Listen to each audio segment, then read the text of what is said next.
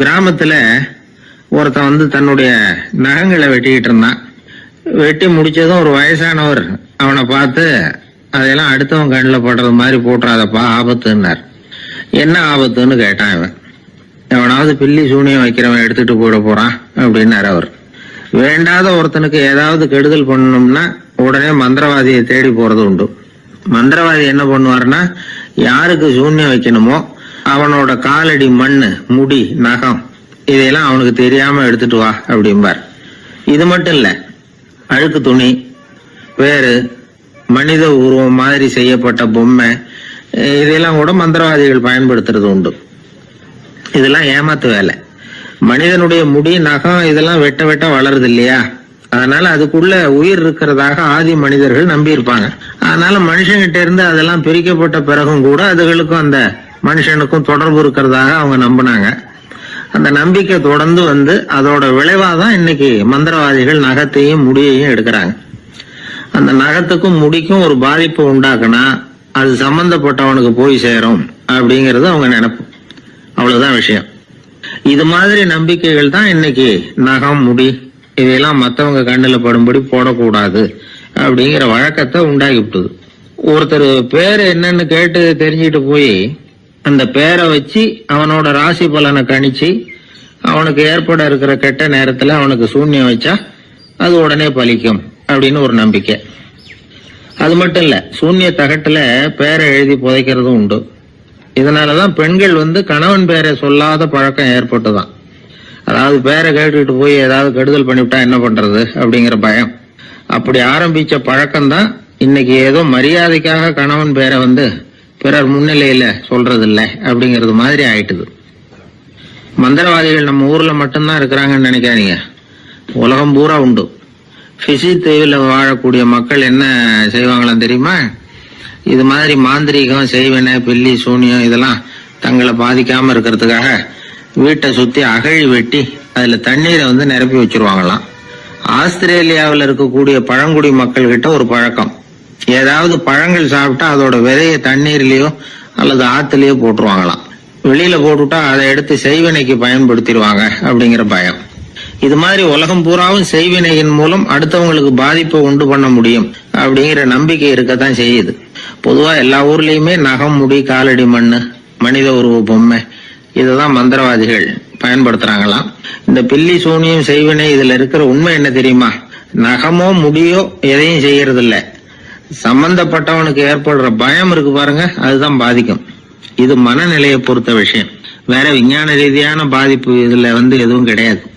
நம்ம ஊர்ல ஏற்பட்ட பகுத்தறிவு சிந்தனைகள், மூட நம்பிக்கைகளை எவ்வளவோ குறைச்சிருக்குது. இருந்தாலும் ஏமாந்து போறவங்க இன்னும் இருந்துகிட்டு தான் இருக்கிறாங்க.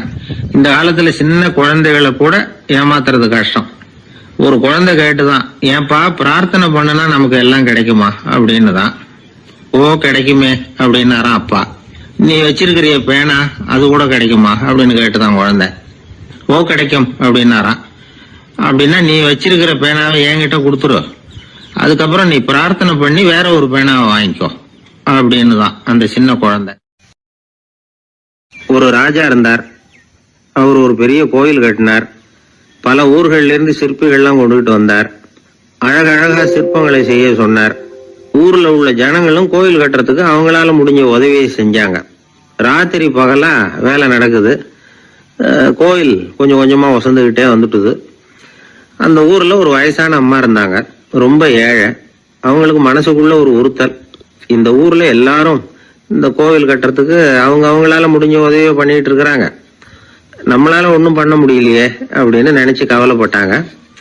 அவங்களுக்கு மனசு கேட்கல, ஏதாவது செய்யணும் நம்மளால முடிஞ்சது அப்படின்னு யோசனை பண்ணாங்க.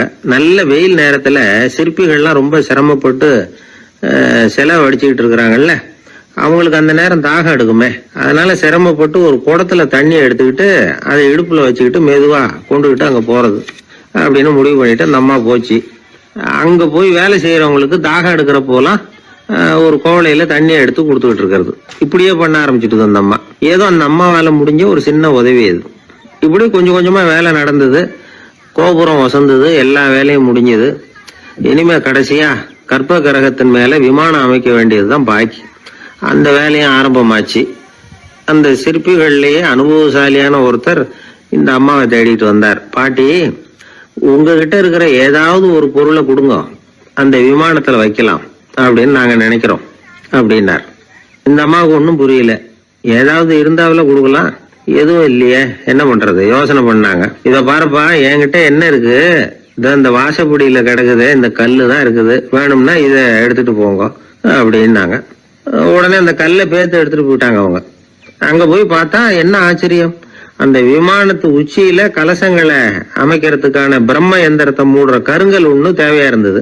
இவங்க எடுத்துட்டு போன கல்லு அதுக்கு ரொம்ப பொருத்தமா அமைஞ்சு போச்சு. ஏதோ அதுக்காகவே அளவெடுத்து செஞ்சது மாதிரி அமைஞ்சுட்டுது. அந்த கல்லையே அங்க அப்படியே பதிச்சுட்டாங்க. ஒரு வழியா கோவிலை கட்டி முடிச்சாங்க.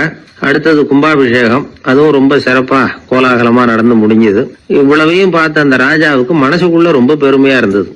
இவ்வளவு பெருசா இந்த கோவில் உருவாகிறதுக்கும் இவ்வளவு சிறப்பா இந்த விழா நடக்கிறதுக்கும் நாம தானே காரணம் அப்படின்னு மனசுக்குள்ள நினைச்சுக்கிட்டார். இப்படி நினைச்சுக்கிட்டே அன்னைக்கு ராத்திரி அரண்மனையில படுத்து தூங்கினார். உடனே ஒரு கனவு. ஆண்டவனே அந்த ராஜாவோட கனவுல வந்தார். ராஜா ஆண்டவனை வணங்கினார். இறைவா, உங்களுக்காக நான் கட்டி இருக்கிற கோவில் எப்படி இருக்குது, நல்லா இருக்குதா அப்படின்னு கேட்டார் ராஜா. அதுக்கு இறைவன் சொன்ன பதில் என்ன தெரியுமா, நீ கட்டின கோவில்ல அந்த கிழவியோட நிழல்ல நான் சுகமா இருக்கிறேன் அப்படின்னாராம். இப்படி சொல்லிவிட்டு கடவுள் மறைஞ்சுட்டார். கனவு கலைஞ்சுது. ராஜா விசாரிச்சார், யார் அந்த கிழவி அப்படின்னு. எல்லாரும் விவரத்தை சொன்னாங்க. அப்பதான் ராஜா நினைச்சு பார்த்தார், இந்த கோவிலை நானே கட்டினதாக ரொம்ப பெருமைப்பட்டுக்கிட்டேன். ஆனா அந்த வயசான அம்மா வீட்டு வாசல்ல கிடந்த கல்லு அது இறைவனுக்கு சுகமான நிழல் கொடுக்கறதாக சொல்றாரு அப்படிங்கறத எண்ணி பார்த்தார். நான்கிற எண்ணம் நழுவி போயிட்டுதான். கோபுரம் எவ்வளவு பெருசுங்கிறது முக்கியம் இல்ல, குணம் எவ்வளவு பெருசுங்கிறது தான் முக்கியம். அந்த வயசான அம்மா நம்ம நாட்டுல வாழறது தான் நமக்கு உண்மையான பெருமை அப்படின்னு நினைச்சாராம் ராஜா. இந்த காலத்திலயும் ஒரு ஊர்ல ஒரு கோவில் கட்டினாங்க. எல்லா ஜனங்களும் அவங்களால முடிஞ்சதை செஞ்சாங்க. நம்மால ஒருத்தன் அந்த திருப்பணி குழு தலைவரை போய் பார்த்தான். நான் ஏதாவது ஒத்துழைக்கணுமா ஐயா அப்படின்னு ரொம்ப பணிவா கேட்டான். திருப்பணி குழு தலைவர் சொன்னார், இத பாருப்பா, இந்த கோவில் கட்டி முடிக்கிற வரைக்கும் உன்னுடைய ஒத்துழைப்பு எதுவும் தேவையில்லை. கட்டி முடிச்சு கும்பாபிஷேகம் ஆனதுக்கு அப்புறம் தான் உன்னுடைய ஒத்துழைப்பு ரொம்ப அவசியம் அப்படின்னார். அதுக்கப்புறம் நான் என்ன செய்யணும் சொல்லுங்கன்னா, இவன் இந்த சாமி சிலையை நீ திருடிட்டு போகாம இருக்கணும், அவ்வளவுதான் அப்படின்னாராம் அவர். ஆங்கிலேய ஆட்சி இந்தியாவில நடந்துகிட்டு இருந்த காலம். மூதறிஞர் ராஜாஜி சேலத்துல வழக்கறிஞரா தொழில் நடத்திட்டு இருக்கிறார். அவர் ஒரு சமயம் தன்கிட்ட வேலை செஞ்சுக்கிட்டு இருந்த பணியாளர் ஒருத்தரை கூப்பிட்டார். இத பார்ப்பா, இந்த அஞ்சல் தலைய இந்த தபால் கவர்ல ஒட்டிட்டு வா அப்படின்னு சொன்னாராம். அந்த ஆள் உடனே அந்த கவரையும் ஸ்டாம்பையும் வாங்கிட்டு போனார். பசை தடவி ஸ்டாம்பை கவர்ல ஒட்டினார். திருப்பி கொண்டுகிட்டு ராஜாஜி கிட்ட கொடுத்தார். இவர் அதை வாங்கி பார்த்தார். உடனே சிரிக்க ஆரம்பிச்சுட்டாராம். அவரால் சிரிப்பை அடக்க முடியல. அந்த பணியாளரை பார்த்து, ஏன்பா, நாங்க எல்லாரும் எவ்வளவோ பாடுபட்டு முயற்சி பண்ணி போராடிட்டு வர்றோம், ஆனா எங்களால முடியல, எங்களால முடியாத அந்த காரியத்தை நீ ஒரு நிமிஷத்துல செஞ்சுட்டியே அப்படின்னு சொல்லிவிட்டு மறுபடியும் சிரிச்சாராம். பணியாளருக்கு உடனடியா ஒன்னும் புரியல. என்னன்னு பார்த்தார். அப்புறம் ராஜாஜி சொன்னாராம், ஆமாப்பா, நீ ஒரு நிமிஷத்துல பிரிட்டிஷ் மன்னரை கவுத்துட்டியே அப்படின்னாராம். அப்புறம் தான் விவரம் புரிஞ்சிருக்குது. அந்த பணியாளர் மன்னர் உருவம் இருந்த அந்த தபால் தலைய அந்த கவர்ல தலைகீழா ஒட்டி வச்சிருக்கிறார். அதை பார்த்துட்டு தான் ராஜாஜி அப்படி சொன்னாராம். இந்த நகைச்சுவை உணர்வு அவருக்கு இயல்பாவே இருந்தது. சேலத்துல வெங்கட சுப்பையர் அப்படின்னு சொல்லி ஒரு பிரபலமான வக்கீல், அவரும் ராஜாஜியும் ஒரு ஊர்ல பொதுக்கூட்டத்தை முடிச்சுக்கிட்டு திரும்பி ரயில்ல சென்னைக்கு வந்துட்டு இருக்கிறாங்க. ராத்திரி நேரம். வெங்கட சுப்பையர் ஜன்னல் ஓரமா உட்கார்ந்து பயணம் பண்ணிட்டு இருக்கிறார். திடீர்னு ஒரு இடத்துல அவரோட கை கடிகாரம் நழுவி ஜன்னல் வழியா வெளியில வந்துட்டுதான். அவர் உயிருக்கு உயிரா பாதுகாத்து வச்சிருந்த வாட்ச் அது. ஏன் தெரியுமா, அவர் வக்கீல் ஆகிறதுக்கு முன்னாடி சென்னை கிறித்துவ கல்லூரியில பணியாற்றிக்கிட்டு இருந்தார். பணி முடிஞ்சு விலகிறப்போ அவர்கிட்ட படிச்ச மாணவர்கள்லாம் அன்புக்கு அடையாளமா ரொம்ப பிரியமா கொடுத்த கை கடிகாரம் அது. அப்பேற்பட்ட அன்பு பரிசை திடீர்னு இழந்து விடுறதுக்கு யாருக்குதான் மனசு வரும்? ஐயோ, வாட்சி வெளியில விழுந்துட்டுதே அப்படின்னு பதட்டத்தோட சத்தம் போட ஆரம்பிச்சாராம். ராஜாஜி பக்கத்துலதான் உட்கார்ந்து இருக்கிறார். இருந்தாலும் இதை கேட்டுட்டு பதட்டப்படல, பதில் எதுவும் சொல்லல. அவர் பாட்டுக்கு என்னத்தையோ 1 2 3ன்னு எண்ணிட்டே வந்தாராம். வெங்கட சுப்பையர் ரொம்ப வேதனைப்பட்டிருக்கார். என்னங்க இது, என்னோட அருமையான கை கடிகாரம் நழுவி வெளியில விழுந்துட்டுது, அதுக்காக நான் தவிச்சுக்கிட்டு இருக்கிறேன். நீங்க என்னன்னா இதை கொஞ்சம் கூட காதுல வாங்கிக்காம குழந்தை மாதிரி என்னத்தையும் எண்ணிக்கிட்டே வர்றீங்களே அப்படின்னாராம். அப்பவும் ராஜாஜி ஒன்றும் பதில் பேசல. அவர் பாட்டுக்கு விடாம எண்ணிக்கிட்டே வந்தார். அடுத்த ஸ்டேஷன்ல வண்டி நின்னுது. ராஜாஜி ஸ்டேஷன் மாஸ்டரை கூப்பிட்டார். அவர் வந்ததும் அவர்கிட்ட சொன்னாராம், சார், எங்களுக்கு ஒரு உதவி செய்யணும். நாங்க வர்ற வழியில என் நண்பரோட வாட்ச் வெளியில விழுந்துட்டுது. அது விழுந்த இடத்துல இருந்து தந்தி கம்பங்களை விடாம எண்ணிக்கிட்டே வந்திருக்கிறேன். இவ்வளவு கம்பங்களுக்கு அப்பால அது கிடக்கும். தயவு பண்ணி யாரையாவது அனுப்பி அதை தேட ஏற்பாடு பண்ணுங்க. அது கிடைச்சுட்டுதுன்னா எங்களால முடிஞ்ச அன்பளிப்பு தர்றோம். அது மட்டும் இல்ல, எங்களுக்கு ஒரு லெட்டர் போடுங்க, கிடைச்சுட்டுதுங்கிற விவரத்தை நாங்க வந்து வாங்கிக்கிறோம் அப்படின்னு எல்லாம் சொன்னாங்களாம்.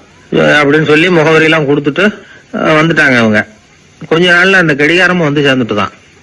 இது எதுக்கு சொல்றாங்கன்னா, பதற்றம் அடையக்கூடாது அப்படிங்கிறது ரொம்ப முக்கியம். பதற்றம் அடையக்கூடிய நேரத்துல கூட அறிவை சிதற விடாம செயல்படுத்துற சாமர்த்தியம் எல்லாருக்கும் சுலபமா வந்துடாது. அவரோட நகைச்சுவை உணர்வுக்கு இன்னொரு உதாரணம். ஒரு தடவை அவரை பாக்குறதுக்கு ஒரு நண்பர் வந்தாராம். என்னப்பா பண்ணிட்டு இருக்கிற அப்படின்னு விசாரிச்சிருக்கார் ராஜாஜி.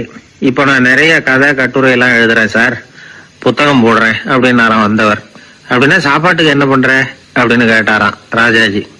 இங்க எழுத்த நம்பி யாரும் காலம் தள்ள முடியாதுங்கிறத அவ்வளவு தெளிவா அவர் புரிஞ்சு வச்சிருக்கிறார். ஒரு அரசனும் அமைச்சரும் ஒரு நாள் ரொம்ப சாவகாசமா பேசிக்கிட்டு இருந்தாங்களாம். அரசன் அமைச்சரை பார்த்து ஒரு கேள்வி கேட்டிருக்கார். ஏங்க அமைச்சரே, ஆசை இல்லாத ஒரு மனுஷனால இருக்க முடியுமா அப்படின்னு. ஏன் முடியாது, துறவி அப்படிங்கிறவங்க எல்லாம் அப்படிப்பட்டவங்க தானே அப்படின்னாராம் அமைச்சர். அவங்கெல்லாம் உண்மையிலேயே ஆசையை விட்டவங்க தானே அப்படின்னு கேட்டாராம் ராஜா. அப்படிதான் இருக்கணும் அப்படின்னாராம் அமைச்சர். அப்படின்னா ஆசையே இல்லாத ஒரு உண்மையான துறவியை நான் பார்க்கணுமேன்னார்.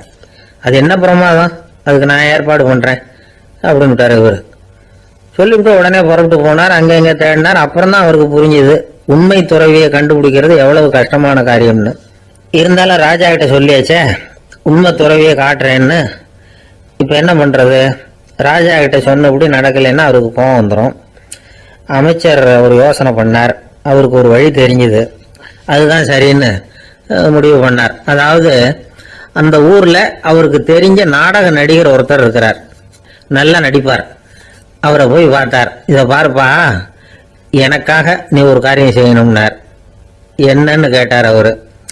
நீ ஒரு துறவி மாதிரி கொஞ்ச நேரத்துக்கு நடிக்கணும். ராஜா உன்னை பார்த்துட்டு போற வரைக்கும் நடி, அது போதும்.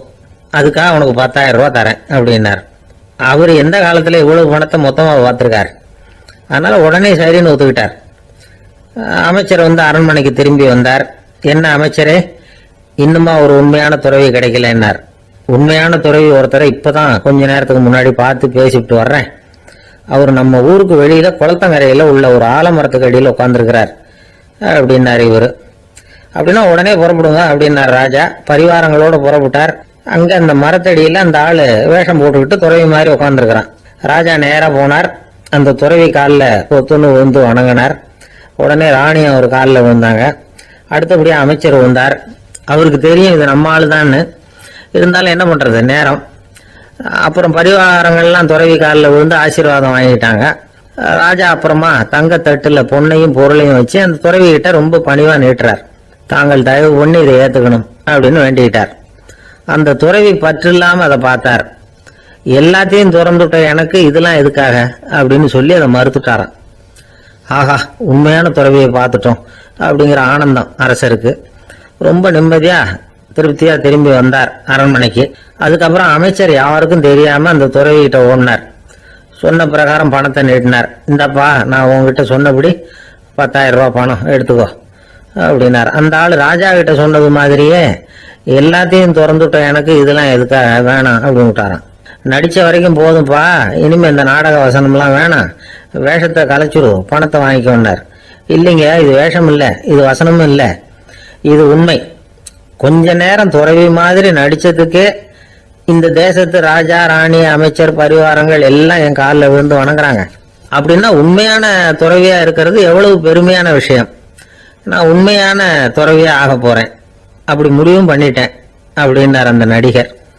வேஷம் கூட எப்படிப்பட்ட விளைவுகளை உண்டு பண்ணுது பாத்தீங்களா. நம்மால் ஒருத்தன் ரொம்ப வசதியா தான் இருந்தான். ஒரு நாள் அவன் சொத்து பூரா திருட்டு போட்டுது. அதுக்கப்புறம் இவன் துறவி மாதிரி ஆயிட்டான். ஊர் ஊரா சுத்தினான். ஒரு குருநாதரை தேடி கண்டுபிடிச்சான். அவர்கிட்ட சீடனா சேர்ந்துக்கிட்டான். அவனை பார்த்து ஒருத்தர் கேட்டார், நீ உண்மையான சீடன் தானேன்னு.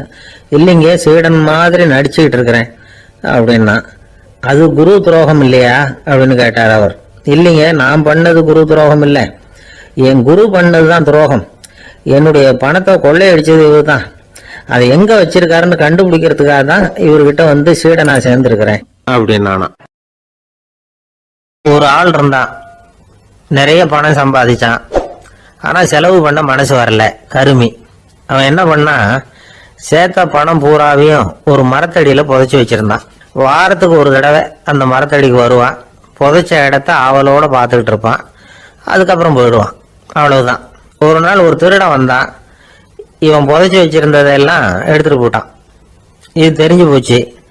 அந்த கருமி புலம்ப ஆரம்பிச்சிட்டான். இவன் புலம்பலை கேட்டதும் அக்கம் பக்கத்துல இருந்தவங்க எல்லாம் ஓடி வந்தாங்க. என்ன விஷயம்னு விசாரிச்சாங்க. இவன் சொன்னான்.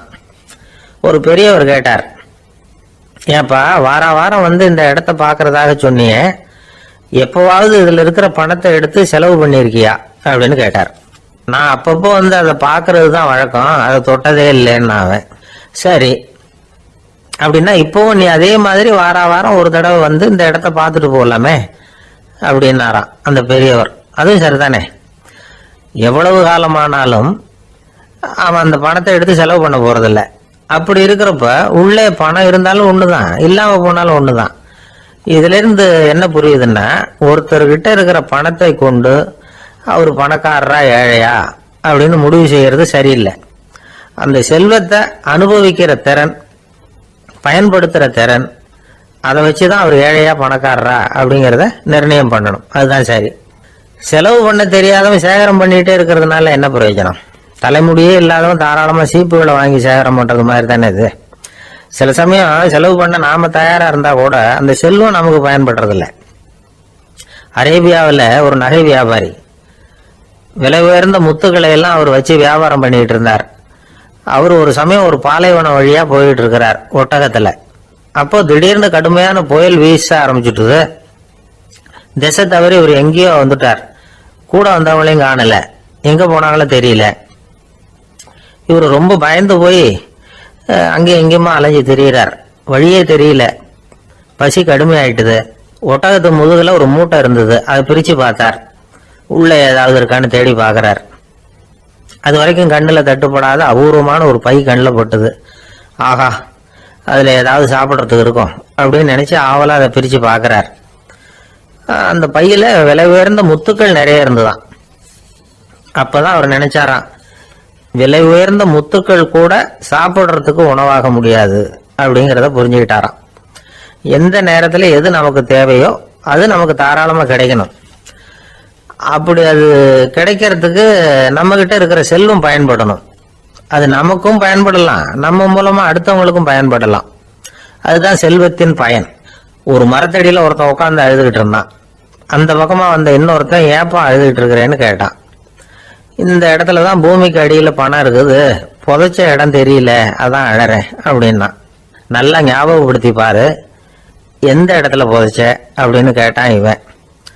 அது எப்படி எனக்கு தெரியும், புதைச்சி வச்சிருக்கிறவன் நான் இல்லையே, எங்க எழுத்து வீட்டுக்காரன் அப்படின்னானா இவன்.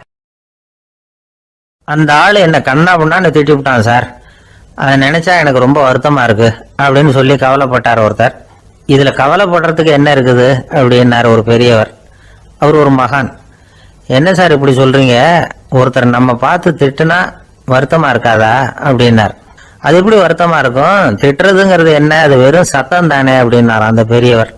நம்ம ஆளுக்கு தலையை பிச்சுக்கலாம் போல இருந்தது. இருக்காத அப்படின்னா நமக்கு அப்படித்தானே தோணுது. அந்த பெரியவர் சொல்றது ரொம்ப பெரிய விஷயம். அதை நாம புரிஞ்சுக்க முயற்சி பண்ணலாம்னா நடைமுறை வாழ்க்கைக்கு அது ஒத்து வர்றது மாதிரி தெரிய மாட்டேங்குது. இருந்தாலும் அந்த பெரியவர் அதுக்கு என்னதான் விளக்கம் கொடுக்கறாருன்னு பாப்போமே. ஒரு ரயில் போயிட்டு இருக்கு, அதுல ஒரு சாது போயிட்டு இருக்கார். அந்த ரயில் வந்து அவரு ஹரித்வாரம் போயிட்டு இருக்காரு. அவரு ரயில்ல ஏகப்பட்ட கூட்டம். நம்ம ஊர் ரயில் கேட்க வேணும், டிக்கெட் வாங்கிட்டு கொஞ்சம் பேர், வாங்காத கொஞ்சம் பேர். அது என்னத்துக்கு அனாவசியமா டிக்கெட் அப்படிங்கிற நினைப்புல பாதி பேர். இந்த கூட்டத்துக்கு மத்தியில அந்த சாதுவும் போயிட்டு இருக்கிறார்.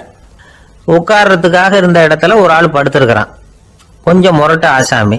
அவன் காலு பக்கத்துல கொஞ்சோண்டு இடம் பாக்கி இருந்தது. அந்த இடத்துல இந்த சாது உட்காந்துருந்தார். மெதுவா உட்காந்துக்கிட்டார் போய். ஆனா அந்த ஆளு ராத்திரி பூரா இவரை காலால உதச்சிக்கிட்டே இருக்கிறான். அது இவருக்கு ரொம்ப அவமானமா பட்டது. அதனால துக்கம் ஏற்பட்டது. இருந்தாலும் அதை ஒரு மாதிரியா சகிச்சுக்கிட்டே இவர் வந்து சேர்ந்தார். பொழுது விடிஞ்சது. அந்த சாது ஹரித்வார் வந்து சேர்ந்தார். அங்க ஒரு பெரிய ஞானியை சந்திச்சார். ராத்திரி ரயில்ல அந்த ஆளு உதைச்சதையும் அதனால தனக்கு ஏற்பட்ட துக்கத்தையும் இந்த சாது அந்த ஞானி கிட்ட சொன்னார். சொல்லிவிட்டு, ஏன் சுவாமி, எனக்கு துக்கம் ஏற்பட்டதே அது தப்பா அப்படின்னு கேட்டார். தவறுதான் அந்த ஞானி. உனக்கு இன்னமும் தேக அபிமானம் போகலைங்கிறது தான் அது காட்டுது. அஷ்டாவக்கிரர் என்ன சொல்றார் தெரியுமா? உண்மையான ஞானி யாராவது தன்னை வந்தனை செய்தால் அதற்காக சந்தோஷப்பட மாட்டார், யாராவது நிந்தனை செய்தால் அதற்காக வருத்தப்பட மாட்டார் அப்படின்னு சொல்றார். நிந்தனைங்கிறது ஒரு ஒலி தான். தேகாபிமானம் இருக்கிற வரைக்கும் இந்த ஒலி நம்மளை வந்து வேதனைப்படுத்தும். நான் தேகம் இல்லை, ஆத்மா அப்படிங்கிற நினைவு இருந்தா இந்த ஒலி நம்மளை பாதிக்காது. மனு என்ன சொல்றார் தெரியுமா? ஒரு சாதகன் பாராட்டுதலை விஷம்னு நினைச்சு பயப்படணும், அவமானத்தை அமிர்தம்னு நினைச்சு சந்தோஷப்படணுங்கிறார். அவமானப்பட்டா கவலைப்படாம எப்படி இருக்க முடியும் அப்படின்னு தான் நமக்கு தோணும். அதனாலதான் நம்மள யாரும் இதுக்கு உதாரணமா யாரையும் காட்ட முடியல. புத்தரையும் கபீரையும் உதாரணமா காட்டுறாங்க. அவங்களுக்கெல்லாம் அவமானம் ஏற்பட்டப்போ கவலையே படலையாம். புத்தரை வந்து அவமானப்படுத்தணுங்கிறதுக்காக கௌசாம்பி ராணி ஒரு இளம் பெண்ணை கொலை பண்ணி சடலத்தை புத்தர் குடிசைக்கு முன்னாடி போட சொன்னார். போட்டாங்க. புத்தர் தான் அந்த பொண்ணை கெடுத்து கொலை பண்ணி விட்டாருன்னு எல்லாரும் நினைச்சாங்க. ஆனா புத்தர் இதை பத்தி கவலையே படல. அப்புறமா உண்மை தெரிஞ்சதும் புத்தர் புகழ் இன்னும் அதிகமாயிட்டது. ஒரு பெரிய சபையில ஒரு மோசமான பொண்ணு நுழைஞ்சு தனக்கும் கபீருக்கும் சம்பந்தம் உண்டுன்னு சொன்னா கபீர் கவலைப்படல. அவங்க மாதிரியெல்லாம் நாமளும் இருக்க கத்துக்கணும். நிந்தனை, அபகீர்த்தி, அவமானம் எல்லாம் ஆண்டவன் கொடுக்கிற பிரசாதம்னு நினைக்கணும் அப்படின்னு சொல்றார் அந்த ஞானி. இதை கேட்ட இந்த காலத்து ஆசாமி ஒருத்தர், நான் கூட அப்படிதான் சார், யாராவது அவமானப்படுத்தினா கவலைப்பட மாட்டேன். நேத்து கூட ஒருத்தர் என்ன பலார்னு அரைஞ்சுட்டார், நான் கொஞ்சம் கூட கவலைப்படல, பேசாம வந்துட்டேன்னார். ஏன் அப்படி வந்துட்டீங்க அப்படின்னு. அவர் அரைஞ்சதுலேயும் ஒரு அர்த்தம் இருந்தது, அதனாலதான் அப்படி வந்துட்டேன்னார். ஏன் அரைஞ்சாருன்னு கேட்டேன். 10 வருஷத்துக்கு முன்னாடி 15 ரூபா அவர்கிட்ட கடன் வாங்கினேன், அதை கேட்டு கேட்டு பார்த்துட்டு கடைசியா தான் அரைஞ்சார் அப்படின்னார். ஆண்டவனுடைய பிரசாதம் இவருக்கு அடிக்கடி கிடைக்கும் போல இருக்கு. ஒரு பல்கலைக்கழகம், அங்க ஒரு இலக்கிய பேராசிரியர், அவர் பாடம் நடத்திட்டு இருந்தார். ராபர்ட் பிரௌனிங் எழுதிய கவிதைகளை பத்தி சொல்லிட்டு இருக்கிறார். மாணவர்களும் ரொம்ப அக்கறையா அதை கேட்டுக்கிட்டு இருக்கிறாங்க. ஒரு குறிப்பிட்ட கவிதையை பத்தி சொல்லும்போது அந்த பேராசிரியருக்கே ஒரு சந்தேகம். அதாவது அந்த கவிதையின் சரியான அர்த்தம் என்னங்கிறதுல சந்தேகம். பேராசிரியர் யோசனை பண்ணார். அந்த கவிதையை முழுசா புரிஞ்சுக்க முடியல. அதனால மாணவர்களை பார்த்து சொன்னார், மாணவர்களே, ஒரு நாள் பொறுத்துங்க, இந்த கவிதையை எழுதின கவிஞர் எங்க வீட்டுக்கு பக்கத்துல தான் இருக்கிறாரு. இன்னைக்கு சாயந்தரம் நான் அவரை நேரிலேயே போய் பாக்குறேன், பார்த்து இதுக்கு என்னங்க அர்த்தம்னு கேட்டுட்டு வந்துடுறேன், அதுக்கப்புறம் உங்ககிட்ட சொல்றேன் அப்படின்னாரா. அன்னைக்கு சாயந்தரமே அந்த பேராசிரியர் கவிஞரை தேடிட்டு போயிட்டார். கவிஞர் அவங்க வீட்டுல அவர் பாட்டு உட்காந்துருந்தாரா. இவரு போய் அவர் முன்னாடி உட்கார்ந்தார். அப்புறம் கேட்டார், ஐயா, அந்த கவிதையின் முழு பொருள் என்னன்னு தெரிஞ்சுட்டு போறதுக்காக வந்திருக்கிறேன் அப்படின்னாராம். எந்த கவிதை அப்படின்னாராம் அவரு. இவர் அந்த கவிதையை சொல்லியிருக்கார். கவிஞர் கொஞ்சம் யோசனை பண்ணிவிட்டு அப்புறம் சொன்னாராம், பேராசிரியரே, நீங்க கொஞ்சம் தாமதமா வந்துட்டீங்கன்னாராம். இவருக்கு ஒன்றும் புரியல. நீங்க என்ன சொல்றீங்க? நான் தாமதமா வந்துட்டேன்னா? நீங்க தான் உயிரோடு இருக்கிறீங்களே, அப்படி இருக்கும்போது நான் தாமதமா வந்துட்டேன்னா அது எப்படி அப்படின்னு இவர் குழம்பி இருக்கிறார். இப்ப கவிஞர் சொன்னாராம், ஐயா, நான் உயிரோட இருக்கிறேன்னா இல்லையாங்கிறது முக்கியம் இல்லை. நான் அந்த கவிதை வரிகளை எழுதினப்போ 2 பேருக்கு அதோட அர்த்தம் தெரிஞ்சிருந்தது. இப்போ ஒரே ஒருத்தருக்கு தான் அதோட அர்த்தம் தெரியும் அப்படின்னாராம். பேராசிரியர் யோசனை பண்ணியிருக்கார். அப்படின்னா அந்த ஒருத்தர் கவிஞர் ராபர்ட் பிரௌனிங்கை தவிர வேற யாரா இருக்க முடியும்?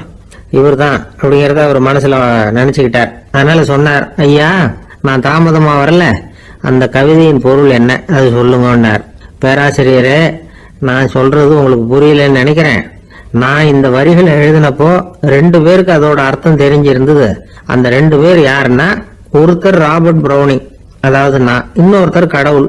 இப்போ அது கடவுளுக்கு மட்டும்தான் தெரியும். நானே இதை பத்தி பல தடவை யோசனை பண்ணி பார்த்தேன். இது ரொம்ப அழகானது, ஆனாலும் ரொம்ப வழுக்கலானது. அதை பிடிச்சிட்டோம்னு நினைச்சிட்டு இருக்கும் பொழுதே காத்து மாதிரி அது உங்ககிட்ட இருந்து ஓடி போயிடுது. எனக்கு ரொம்ப வருத்தமா தான் இருக்குது. நிச்சயமா நான் தான் இந்த வரிகளை எழுதியிருக்கிறேன். அதுல அர்த்தம் இருக்குங்கிறது எனக்கு தெரியும், அதை நான் உணர்றேன். ஆனா நீங்க என்ன மன்னிக்கணும், எனக்கே கூட அதை என்னால விளக்க முடியல. அப்படி இருக்கும்போது உங்களுக்கு எப்படி அதை நான் விளக்க முடியும் அப்படின்னு அந்த கவிஞர். அனுபவிக்கப்படக்கூடிய எல்லாமே விளக்கப்படக்கூடிய ஒன்றல்ல, விளக்கப்படும் எல்லாமே அனுபவிக்கப்படக்கூடிய ஒன்றல்ல அப்படிங்கிறது ஞானிகளுடைய கருத்து. அதுக்காக தான் அந்த சம்பவம். வாழ்க்கையில நீங்கள் தொடர்ந்து ஆய்வு செய்து கொண்டே இருக்கக்கூடிய விளக்கங்களை ஒருபோதும் அடைய முடியாத பரிமாணங்கள் இருக்கிறதுனாலதான் அது அலுப்பு தட்டாம இருக்குது. உங்களால நிறைய அனுபவிக்க முடியும், இருந்தாலும் நீங்கள் அனுபவித்து அறிந்த விஷயங்கள் கூட வார்த்தைகளால விளக்கப்பட முடிவதில்லை அப்படிங்கிறது பெரிய ஒரு சிந்தனை. இதெல்லாம் ஒரு பக்கம் இருக்கட்டும். நமக்கு தெரிஞ்ச பேராசிரியர் ஒருத்தர் 1 மணி நேரம் ரொம்ப விவரமா வகுப்பு எடுத்தார். கடைசியா சொன்னார், மாணவர்களே, ரொம்பவும் எளிமையா விளக்கமா எல்லா விவரமும் சொல்லியிருக்கிறேன். அதனால இதுல உங்களுக்கு சந்தேகம் வர்றதுக்கு வாய்ப்பே இல்லை. இருந்தாலும் கேட்க வேண்டிய கடமை கேட்கிறேன். இதுவரைக்கும் நடத்தினதுல யாருக்காவது ஏதாவது சந்தேகம் உண்டா அப்படின்னு கேட்டாராம். எனக்கு ஒரே ஒரு சந்தேகம் தான் சார் அப்படின்னு எழுந்திரிச்சு நிக்கிறான் ஒருத்தன். என்னன்னு கேட்டாராம். இதுவரைக்கும் நீங்க என்ன பாடம் சார் நடத்துனீங்க அப்படின்னானா அவன். அம்மாக்காரங்களுக்கு அடிக்கடி ஏற்படுற கவலை ஒண்ணு உண்டு. அதாவது குழந்தை சரியா சாப்பிட மாட்டேங்குதே அப்படிங்கிற கவலை. இவங்கெல்லாம் ஒரு விஷயத்த நல்லா புரிஞ்சுக்கணும். குழந்தைகள்ங்கிறவங்க பெரியவங்க மாதிரி இல்ல. அவங்க கடிகாரத்துல மணியை பார்த்துட்டு சாப்பிடுறதுக்கு உட்கார்ற ரகம் கிடையாது. பசிச்சா சாப்பிடுவாங்க, இல்லைன்னா விளையாடுவாங்க அல்லது தூங்குவாங்க. அது புரியாம அவங்கள கட்டாயப்படுத்தி அல்லது மிரட்டி சாப்பிட வைக்கிறது ரொம்ப தப்பு. ஒரு 8 மாச குழந்தைக்கு 3 மணி நேரத்துக்கு ஒரு தடவை பசிக்கும். அந்த நேரம் பார்த்து சாப்பாடு கொடுத்தா அடம் பண்ணாம அது பாட்டுக்கு சாப்பிட்றோம். அதே குழந்தைக்கு 1 வயசு ஆகிறப்போ 4 மணி நேரத்துக்கு ஒரு தடவை பசிக்கும். இந்த வயசுல இயற்கையாவே பசி குறைஞ்சிருக்கும். அது புரியாம என் குழந்தை முன்னாடி மாதிரி இப்ப சரியா சாப்பிட மாட்டேங்கிறான் அப்படின்னு சில பேர் டாக்டர் கிட்ட போய் சொல்லிட்டு இருப்பாங்க. இன்னொரு விஷயம், ஒரு குழந்தைக்கு வயசு அதிகமாகிற வேகத்துக்கு உடம்பு எடையும் அதிகமாகிக்கிட்டே போவாது. உடம்பு எடை அதிகமாகிற வேகம் குறைஞ்சிக்கிட்டே வரும். 6 மாச குழந்தைக்கு ஒரு வாரத்துல 150 கிராம் எடை கூடும். ஒரு வயசுல வாரத்துக்கு 71 கிராம் எடை கூடும். இது புரியாம அதிகமா சாப்பாட்டை கொடுத்து குழந்தைய கஷ்டப்படுத்தக்கூடாது. ஏன்னா அளவுக்கு மீறின உணவு அஜீரணத்தை உண்டு பண்ணிவிடும். குழந்தைக்கு ஒரு தட்டுல கொஞ்சமா ஆகாரத்தை வச்சு கொண்டுட்டு போய் கொடுக்கணும். மலை மாதிரி குவிச்சு வச்சா அதை பார்த்ததுமே பசி அடங்கி போயிடும். அடிச்சு மிரட்டி பயமுறுத்தி குழந்தைய சாப்பிட வைக்கிற பழக்கம் இருக்கு பாருங்க, அதுக்கு ஃபுட் ஃபோர்சிங் அப்படின்னு பேரு. இப்படி பண்ணுனா குழந்தைக்கு சாப்பாட்டுல விருப்பம் குறைஞ்சிரும், அதை கண்டாவே வெறுக்க ஆரம்பிச்சிரும். அது மாதிரி உளம் சார்ந்த பசி குறைவு, சைக்கோஜெனிக் அனோரெக்சியா, அது ஏற்படுமா. சாப்பாடுங்கிறதே ஒரு தண்டனை மாதிரி தோணும். குழந்தைகளுக்கு பிடிச்ச மாதிரியான ஆகாரத்தை கொடுக்கணும். சத்து அதிகம் இருக்குங்கிறதுக்காக அதுக்கு பிடிக்காத ஆகாரத்தை கொடுத்து கட்டாயப்படுத்தக்கூடாது. குழந்தைகளுக்கு 2 வயசு ஆகிறப்போ இயற்கையாவே எதிர்மறை குணம் உண்டாகும். அதாவது அந்த எதிர்மறையா பேசுறது. இது மாதிரி சமயங்கள்ல நாம என்ன சொல்றோமோ அதுக்கு நேர்மாறா நடந்துக்கும். ஏட்டிக்கு போட்டி. சாப்பிட சொன்னா விளையாட போவோம், விளையாட சொன்னா சாப்பாடு கேட்கும். இதை புரிஞ்சுக்கிட்டு நடந்துக்கணும். குழந்தை சொன்ன பேச்ச கேட்கலேன்னு கோவப்படக்கூடாது. குழந்தை வளர வளர பிடிவாத குணம் வர்றது சகஜம். கேட்டதை வாங்கி கொடுத்தாதான் சாப்பிடுவேன் அப்படின்னு பிடிவாதம் பண்ணும். வாங்கி கொடுத்து விடுறதுதான் உத்தமம். நீங்களும் அதுகிட்ட பிடிவாதம் பண்ணிட்டு இருக்க கூடாது. ஏன்னா கேட்டது கிடைக்கலையேங்கிற ஏமாற்றம் கூட குழந்தையோட பசியை குறைச்சிரும். கேட்டது கிடைச்சிட்டா பசி அதிகமாகும். கொடுத்ததை மலமலன்னு சாப்பிட்றோம். குழந்தைகளுக்கு கண்ட கண்ட நேரத்துல சாப்பிடறதுக்கு எதையாவது வாங்கி கொடுத்துக்கிட்டு இருந்தா சாப்பாட்டு நேரத்துல சாப்பிடாம அடம் பண்ண ஆரம்பிச்சிடும். பள்ளிக்கூடம் போற பிள்ளைங்க காலை உணவை சரியா சாப்பிட மாட்டாங்க. அச்சம், அவசரம், பரபரப்பு இதெல்லாம் தான் காரணம். பள்ளிக்கு புறப்படுறதுக்கு ஒரு 3/4 மணி நேரத்துக்கு முன்னாடியே சாப்பாடு போட்டுருங்க, அது சரியா போடும். படிக்கிற குழந்தைகள் உடல் சோர்வு, மனச்சோர்வு இது காரணமா கூட சாப்பிட மறுக்கிறது உண்டு. இப்போ உதாரணமா சாயந்தரம் விளையாடி விட்டு வீட்டுக்கு வந்ததும் சாப்பிட சொன்னா வேணாம்பாங்க. இது உடல் சோர்வு. ரொம்ப நேரம் வீட்டு பாடங்களை செஞ்சு முடிச்ச கையோட சாப்பிட சொன்னாலும் அவங்களால சரியா சாப்பிட முடியாது. இது உளச்சோர்வு, அதாவது மனச்சோர்வு. இதை தவிர குழந்தைகளுக்கு உடல் நல குறைவு ஏற்பட்டா கூட சாப்பிட மறுக்கிறது உண்டு. சில மருந்து மாத்திரைகள் கூட பசியை குறைச்சிரும். அதனால சரியா தெரிஞ்சுக்கிட்டு குழந்தைகளை சாப்பிட வைக்கணும். அது புரியாம கையில சாப்பாட்டு தட்டை வச்சுக்கிட்டு குழந்தைகளை வந்து விரட்டிட்டு அலையக்கூடாது. ஒரு சின்ன பையன் சொன்னான், எங்க அம்மா சாப்பாடு போடுறது தெரிஞ்சா நான் உடனே வீட்டை விட்டு வெளியில ஓடி போடுவேன் அப்படின்னா. ஏன் அப்படி பண்றேன்னு கேட்டோம். எங்க அப்பா கூட அது மாதிரி தான் சார் பண்ணுவார் அப்படிங்கிறான். பந்திக்கு முந்தர ஆசாமிகள் நம்மள பல பேர் உண்டு. அப்படி முந்தறதுக்கு கூட முயற்சி பண்றவங்க நிறைய பேர் இருக்கிறாங்க. இதுல என்ன ஒரு விஷயம்னா, பந்திக்கு முந்தறது கூட தப்பு இல்லை. ஆனா அப்படி ஒரு விருந்துல ஆளா போய் உட்காந்து சாப்பிட்டா கூட வெளியில வர்றப்ப என்ன பெரிய விருந்து வச்சுட்டான், சாம்பார்ல உப்பு இல்லை, ரசத்துல காரம் இல்லை அப்படின்னு குறை சொல்லிட்டே வர்றது இருக்கு பாருங்க. அது சரியில்லை, நாகரிகமும் இல்லை. கல்யாண பத்திரிகையில என்ன போட்டிருக்குது, என் பொண்ணுக்கும் இன்னார் பையனுக்கும் கல்யாணம், எல்லாரும் குடும்பத்தோட வந்திருந்து மணமக்கள் வந்து ஆசீர்வதிக்கணும், இப்படித்தானே போட்டிருக்கோம். குடும்பத்தோட வந்து விருந்து சாப்பிட்டு சாப்பாடு எப்படி இருக்குன்னு அபிப்பிராயம் சொல்லிவிட்டு போங்க அப்படின்னா போட்டிருக்கு கல்யாண பத்திரிகையில. ஒருத்தர் வீட்டு விசேஷத்துக்கு போயிருக்கோம்னா எவ்வளவோ அசௌகரியங்கள் நமக்கு ஏற்படலாம். ஏராளமான கூட்டம் வந்திருக்கும். எல்லாரையும் அவங்க வந்து தனித்தனியா கவனிச்சுக்கிட்டு இருக்க முடியாது. நாம தான் அனுசரிச்சு நடந்துக்கணும். நாமளா போய் வாழ்த்த வேண்டியவங்களை வாழ்த்தி விட்டு வந்து சேரணும். அதை விட்டுட்டு பத்திரிக்கை கொடுத்தானேன்னு போனேன், கவனிப்பே சரியில்லை அப்படின்னு புலம்பிக்கிட்டு இருக்கக்கூடாது. ஒரு விருந்துக்கு போனா அங்க எப்படி நடந்துக்கணும் அப்படிங்கறத பத்தி கூட அனுபவசாலிகள் சில விவரங்கள்லாம் சொல்லியிருக்கிறாங்க. இந்த காலத்துல கல்யாணம், பிறந்த நாள், அது இதுன்னு நிறைய விருந்துகள் நடக்குது. அதெல்லாம் எதுக்காக? மனித உறவுகளை வளர்த்துக்கிறதுக்காக தான், வேற எதுக்கு? ஒரு விருந்துக்கு போனா அமைதியா பொறுமையா போய் உட்காரணும். அடிச்சு பிடிச்சிக்கிட்டு இடத்த பிடிக்க போறேன் அப்படின்னு நிற்கக்கூடாது.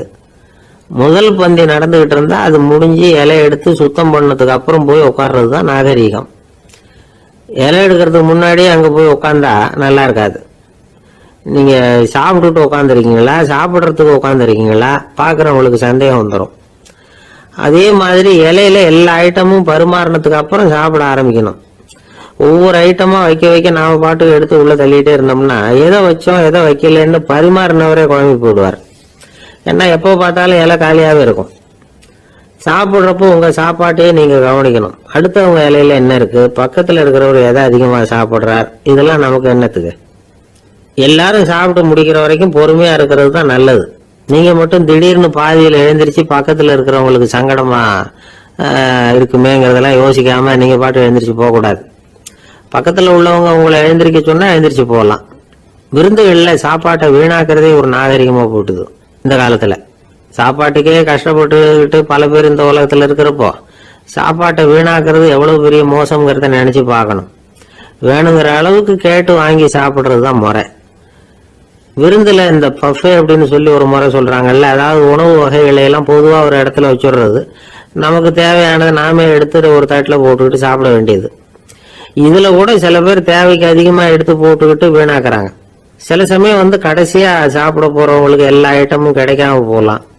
அதை போய் பெருசு பண்ணிட்டு இருக்க கூடாது. என்ன சார் இந்த அளவுக்கு கூட நாகரிகம் தெரியாம இருக்கிறோம், இதை போய் பெருசா சொல்ல வந்துட்டீங்களே அப்படின்னு நினைக்கலாம்.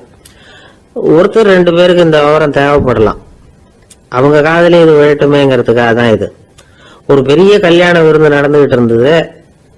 விருந்து மண்டபத்து வாசல்ல ஒருத்தர் நின்றுகிட்டு வர்றவங்களையெல்லாம் ரொம்ப மரியாதையா வணங்கி உள்ள அனுப்பி வச்சுக்கிட்டு இருந்தார். எப்படி தெரியுமா? வர்றவங்க கையெல்லாம் பிடிச்சி முத்தம் கொடுத்து அதுக்கப்புறம் உள்ள அனுப்பி வச்சுக்கிட்டு இருந்தாராம்.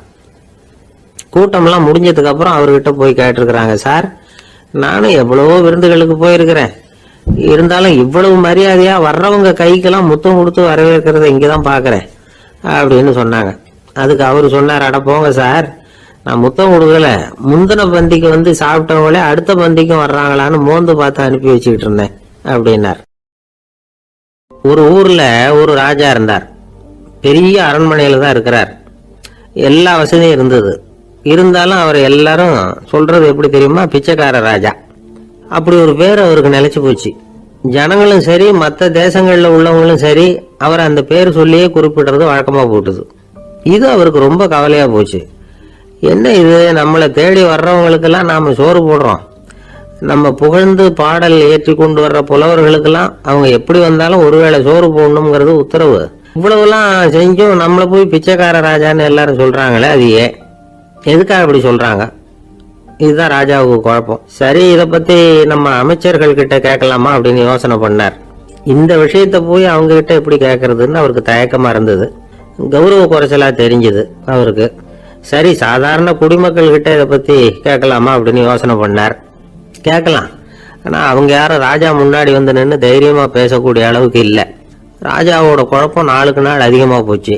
கடைசியா அவர் ஒரு முடிவுக்கு வந்தார்.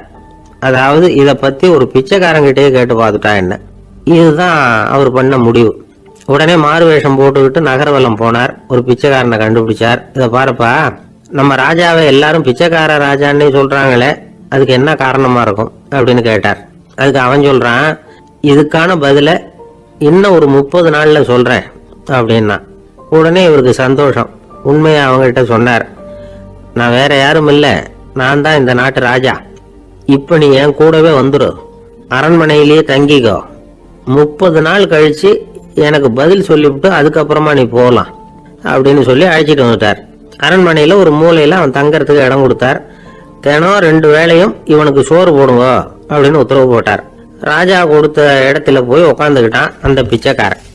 தினமும் அந்த அரண்மனையில நடக்கிறதையெல்லாம் கவனிச்சுக்கிட்டு வந்தான். வேளைக்கு சாப்பாடு வரும், சாப்பிட்டுக்கிட்டு இருக்கான். இப்படி 30 நாள் முடிஞ்சது. ராஜா வந்தார். என்ன, என்னோட கேள்விக்கு பதில் என்னன்னு கண்டுபிடிச்சிட்டியான்னார். கண்டுபிடிச்சிட்டேன்னா. என்ன எல்லாரும் பிச்சைக்கார ராஜான்னு சொல்றாங்களே, அது நியாயமா படுதா உனக்குன்னு கேட்டார். நியாயமா தான் படுது, சந்தேகம் இல்லாம நீங்க பிச்சைக்கார ராஜா தான். என்னதான் நீங்க வசதியோடவும் படைபலத்தோடவும் இருந்தா கூட நீங்க எங்க வர்க்கத்தை சேர்ந்த ஆசாமி தான் அப்படின்னு அடிச்சு சொல்லிவிட்டான் அந்த ஆள். என்னால் அப்படி சொல்றேன்னு கேட்டார் இவர். அரசே, ஒரு உண்மையை கண்டுபிடிச்சு சொல்றதா நான் உங்ககிட்ட சொன்னேன். நீங்க ராஜ பரம்பரைன்னா உடனே உங்க கழுத்துல கிடக்கிற முத்து மாலையை கழட்டி பரிசா கொடுத்துருப்பீங்க, பொன்னையும் மணியையும் கொடுத்துருப்பீங்க. ஆனா நீங்க அப்படி செய்யல. என்ன ஒரு மூலையில உட்கார வச்சு 2 வேளை சோறு போட சொன்னீங்க. உங்களை தேடி யாரு வந்தாலும், யாரு பாராட்டி பேசினாலும் அல்லது பிரச்சனைகளை சொன்னாலும் நீங்க செய்யற ஒரே காரியம் சோறு போடுறது தான். பிச்சைக்காரனுக்கு சோறு மட்டும்தான் உலகம். உங்க விஷயத்திலையும் நீங்க அப்படித்தான் நினைக்கிறதாக தெரியுது. நல்லா கவனிங்க. எந்த ஒரு பிரச்சனைக்கும் சோறு தான் முடிவுன்னு நினைக்கிறீங்க பாருங்க. நீங்க சந்தேகம் இல்லாத எங்களை சேர்ந்த ஆளுதான் அப்படின்னு விட்டான் அந்த பிச்சைக்காரன். அதுக்கப்புறம் தான் அந்த ராஜா தன்னுடைய தவறுகளை எல்லாம் தேர்த்திக்கிட்டாராம். பசின்னு வர்றவங்களுக்கு சோறு தான் போடணும், அது தப்பு இல்ல. பாராட்ட வர்றவங்களுக்கெல்லாம் சோத்தையே போட்டு அனுப்புனா இப்படிதான் பேர் வரும். எனக்கு தெரிஞ்ச ஒருத்தர் தினமும் யாராவது ஒருத்தரை தன் வீட்டுக்கு அழைச்சிட்டு போவார், சாப்பாடு போட்டு அனுப்புவார். முன்னறிவிப்பு இல்லாம திடீர்னு ஒரு விருந்தாளியோட வீட்டுல போய் இவர் நிக்கிறது வழக்கம். அந்த அம்மாவும் இவருக்காக தயார் பண்ணி வச்சிருந்தத இவர் அழைச்சிட்டு வந்திருக்கிற விருந்தாளிக்கு போட்டுருவாங்க. விருந்தாளி சாப்பிட்டுட்டு போனதுக்கு அப்புறம் இவர் மனைவி கிட்ட உனக்கு சிரமம் வேணாம் அப்படின்னு சொல்லிவிட்டு பக்கத்துல உள்ள ஒரு ஹோட்டலுக்கு போய் காசு கொடுத்து சாப்பிட்டுட்டு வந்துருவார். பல நாள் இப்படி நடக்கும். ஒரு நாள் அவரை தனியா கூப்பிட்டுக்கிட்டு போய் ஏன் இப்படி பண்றீங்கன்னு கேட்டோம். அதுக்கு அவர் சொல்றாரு, எங்க வீட்டு சாப்பாட்டுல இருந்து தப்பிக்கிறதுக்கு எனக்கு வேற வழி எதுவும் தெரியல சார், அதனாலதான் இப்படி பண்ணிட்டு இருக்கிறேன் அப்படின்னார் ரொம்ப பரிதாபமா. ஒருத்தன் எப்படி நடந்துக்கிறாங்கிறத வச்சுதான் அந்த ஆள் எப்படிங்கிறத நாம முடிவு பண்றோம். ஆளுமைன்னு சொல்றோம்ல, அதுக்கு சூழ்நிலைகளை ஆளுகின்ற தன்மை அப்படின்னு விளக்கம் கொடுக்கிறார் ஒரு உளவியல் நிபுணர். சரி, ஒரு மனிதனுடைய ஆளுமையை உருவாக்குகிற விஷயங்கள் என்னென்ன? பிறப்பு, வளர்க்கப்பட்ட விதம், படிப்பு, நண்பர்கள், சமுதாயம், இப்படி நிறைய உண்டு. ஆளுமையின் அடிப்படையில் சில மனநோய்கள் உண்டாகுது. அதெல்லாம் என்னென்னங்கிறத தெரிஞ்சு வச்சுக்கிட்டோம்னா நம்ம கூட இருக்கிறவங்களை அடையாளம் கண்டுபிடிக்கிறதுக்கு அது ரொம்ப உபயோகமா இருக்கும். ஃப்ரெனாய்டு ஆளுமை அப்படின்னு ஒண்ணு. இந்த கோளாறு உள்ளவங்க எப்படி இருப்பாங்க தெரியுமா? அதிக உணர்ச்சி, சந்தேகம், பொறாமை இதெல்லாம் அதிகமா இருக்கும். வளைஞ்சு கொடுக்க மாட்டாங்க. அடுத்தவங்களோட இணக்கமான உறவு இருக்காது. அவங்க செய்யற தப்புக்கெல்லாம் அடுத்தவங்களை குறை சொல்லிட்டு இருப்பாங்க. இது ஒரு ரகம். அடுத்தது ஸ்கிசாய்டு ஆளுமை அப்படின்னு சொல்றாங்க. இந்த கோளாறு உள்ளவங்க அடுத்தவங்களோட பழக கூச்சப்படுவாங்க. சின்ன வயசுலேயே இது ஆரம்பமாயிடுது. பகல் கனவுலேயே சஞ்சரிப்பாங்க. அவங்களுடைய விரோதம், கோபம் இதை கூட வெளியில காட்டிக்க முடியாம இருப்பாங்க. இவங்களுக்கு அகமுகம், பிரச்சனைகள்ல இருந்து ஒதுங்கி எதுலேயும் ஈடுபாடு இல்லாதவங்களா இருப்பாங்க. இப்படி ஒரு ரகம். அடுத்தது சைக்ளோதமிக் ஆளுமை அப்படின்னு சொல்றாங்க. அது என்னன்னா உணர்ச்சிகள்ல ஏற்றத்தாழ்வு அதிகமா இருக்குமா. சில சமயம் பார்த்தா மகிழ்ச்சியா இருப்பாங்க, சில சமயம் சோகமா உட்கார்ந்துருப்பாங்க. அவங்க மனநிலைக்கு தகுந்த மாதிரி சமூக நிகழ்ச்சிகள்ல பங்கெடுத்துக்குவாங்க. இன்னொரு வகை என்னன்னா எண்ண பீடிகை ஆளுமை அப்படின்னு பேர் வச்சிருக்கிறாங்க. அதுக்கு இவங்களுக்கெல்லாம் கரெக்டாக இருக்கணும், எல்லாம் சட்டத்திட்டம் இதுலேயும் ஒரு ஒழுங்குமுறை, இப்படி எதிர்பார்க்குற மனோபாவம். இவங்க எதிர்பார்ப்புக்கும் அரண்முறைக்கும் மற்றவங்க கட்டுப்படணும்னு நினைப்பாங்க. இந்த நிலைமை நீடிச்சா என்ன ஆகும் தெரியுமா? அலைக்கழிக்கிற எண்ணங்கள் திரும்ப திரும்ப ஒரே செயலை செய்ய தூண்டுற மன தளர்ச்சிக்கு ஆளாயிடுறாங்க. அடுத்தது ஹிஸ்டீரியா ஆளுமை. சின்ன விஷயத்தையெல்லாம் பெருசுபடுத்தி நாடகமாக்குற நடிகர்கள் இவங்க. உணர்ச்சி அதிகம் உள்ளவங்க. இவங்க மன எழுச்சியில பக்குவமின்மை, குழந்தைத்தனம், முதிர்ச்சியின்மை எல்லாம் இருக்கும். தன்னலம் மிக்க குணம், பிறர் தன்னை மட்டுமே கவனிக்கணும்னு நினைச்சு செயல்படுறது, இதெல்லாம் இவங்க அடையாளம். அடுத்த ரகம் எப்படின்னா வளர்ச்சியற்ற ஆளுமைன்னு சொல்றாங்க. அடுத்தவங்களோட இணங்கி போக முடியாதவங்க, அறிவு, மன எழுச்சி, சமூக உறவு இதுல எல்லாம் போதுமான வளர்ச்சியையும் நிறைவையும் பெற முடியாதவங்க. இவங்களால வாழ்க்கையில முன்னேற முடியாது. பிச்சைக்காரங்க, குற்றவாளிகள் இவங்க கிட்ட எல்லாம் இது மாதிரியான ஆளுமை அதிகமா இருக்குமா. அடுத்தது என்னன்னா சோர்வுடைய ஆளுமை. எதுலயும் உற்சாகம் இல்லாம சோர்ந்து போயிருப்பாங்க. அதுக்கெல்லாம் நமக்கு வலிமை இல்லப்பா அப்படின்னு சொல்லிட்டு இருப்பாங்க. சின்ன விஷயங்களுக்கெல்லாம் அதிர்ச்சி அடையிறது, வாழ்வின் சுவையை அனுபவிக்க முடியாதவங்க. இன்னொரு ரகம் இது கொதித்தெழும் ஆளுமைங்கிறாங்க. எதுக்கு எடுத்தாலும் ஆத்திரம், குரோதம், வன் செயல் இதுல எல்லாம் ஈடுபாடு இப்படி உள்ளவங்க. நத்தை வகை ஆளுமை அப்படின்னு ஒண்ணு. அடுத்தவங்க மேல விரோதம் இருக்கும், அடிக்கணுங்கிற எண்ணம் இருக்கும்.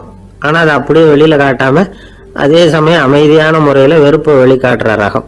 இவங்கெல்லாம் பேசாம கம்முன்னு இருந்துகிட்டே நினைச்சதை நிறைவேற்றிடுவாங்க. முன்ஜாக்கிரதை ஆளுமை அப்படின்னு ஒரு ரகமா. பாதுகாப்பின்மை, சந்தேகம், முழுமையின்மை, அறவேக்காட்டுத்தனம் இந்த மனப்போக்கு அதிகமா இருக்கிறதுனால அகம்பாவம், புடிவாதம், எச்சரிக்கை எல்லாம் அளவுக்கு மீறி இருக்கும்.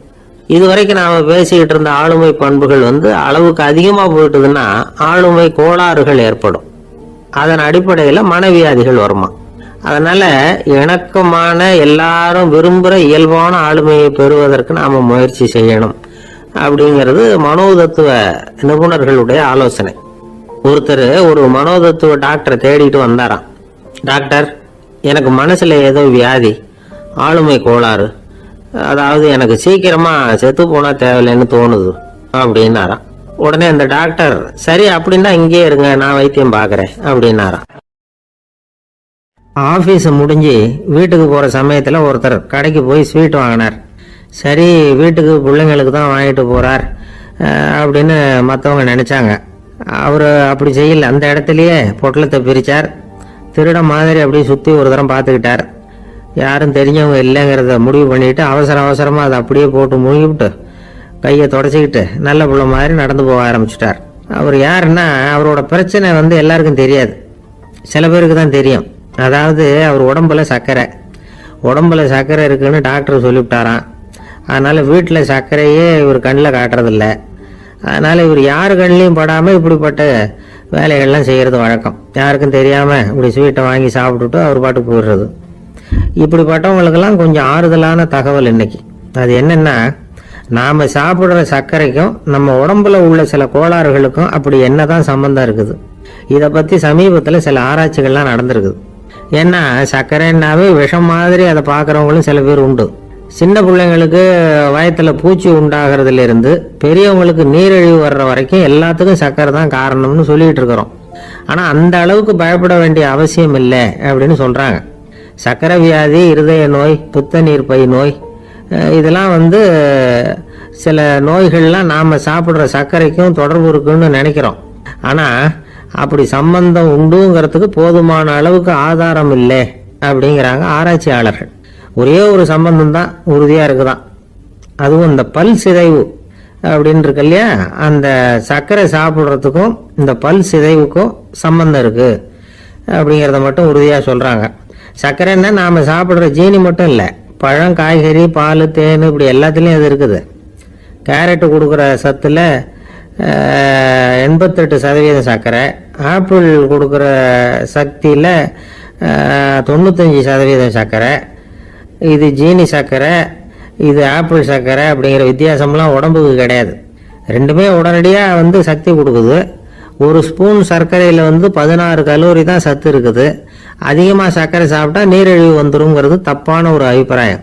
டயபெட்டிஸுங்கிறது ஒரு மெட்டபாலிக் டிசார்டர், அவ்வளவுதான். அதாவது நாம சாப்பிட்ற சர்க்கரையை நம்ம உடம்பு திறமையா உபயோகப்படுத்திக்க முடியல அப்படின்னு அர்த்தம். அதனாலதான் அதிகமா இனிப்பு வேணாம்னு சொல்றோம். ஏற்கனவே உடம்பால முடியாத ஒன்றை மறுபடியும் அது தலையில் சுமத்தி அதிகமாக வேலை வாங்க வேணாமே அப்படிங்கிறதுக்காக தான். ஆகாரத்தில் அதிகமாக சர்க்கரை இருந்தால் அதனால் உடனே சர்க்கரை வியாதி வந்துடும்ங்கிறதுக்கு விஞ்ஞான ரீதியாக போதுமான ஆதாரம் இல்லை. அதனால் எப்போவாவது அதிகமாக ஸ்வீட்டு சாப்பிட்டுட்டா ஐயோ அதிகமாக சாப்பிட்டோமோ என்ன பண்ண போதோ தெரியலையே அப்படின்னு நினச்சி மனசை போட்டு குழப்பிக்க வேண்டியதில்லை.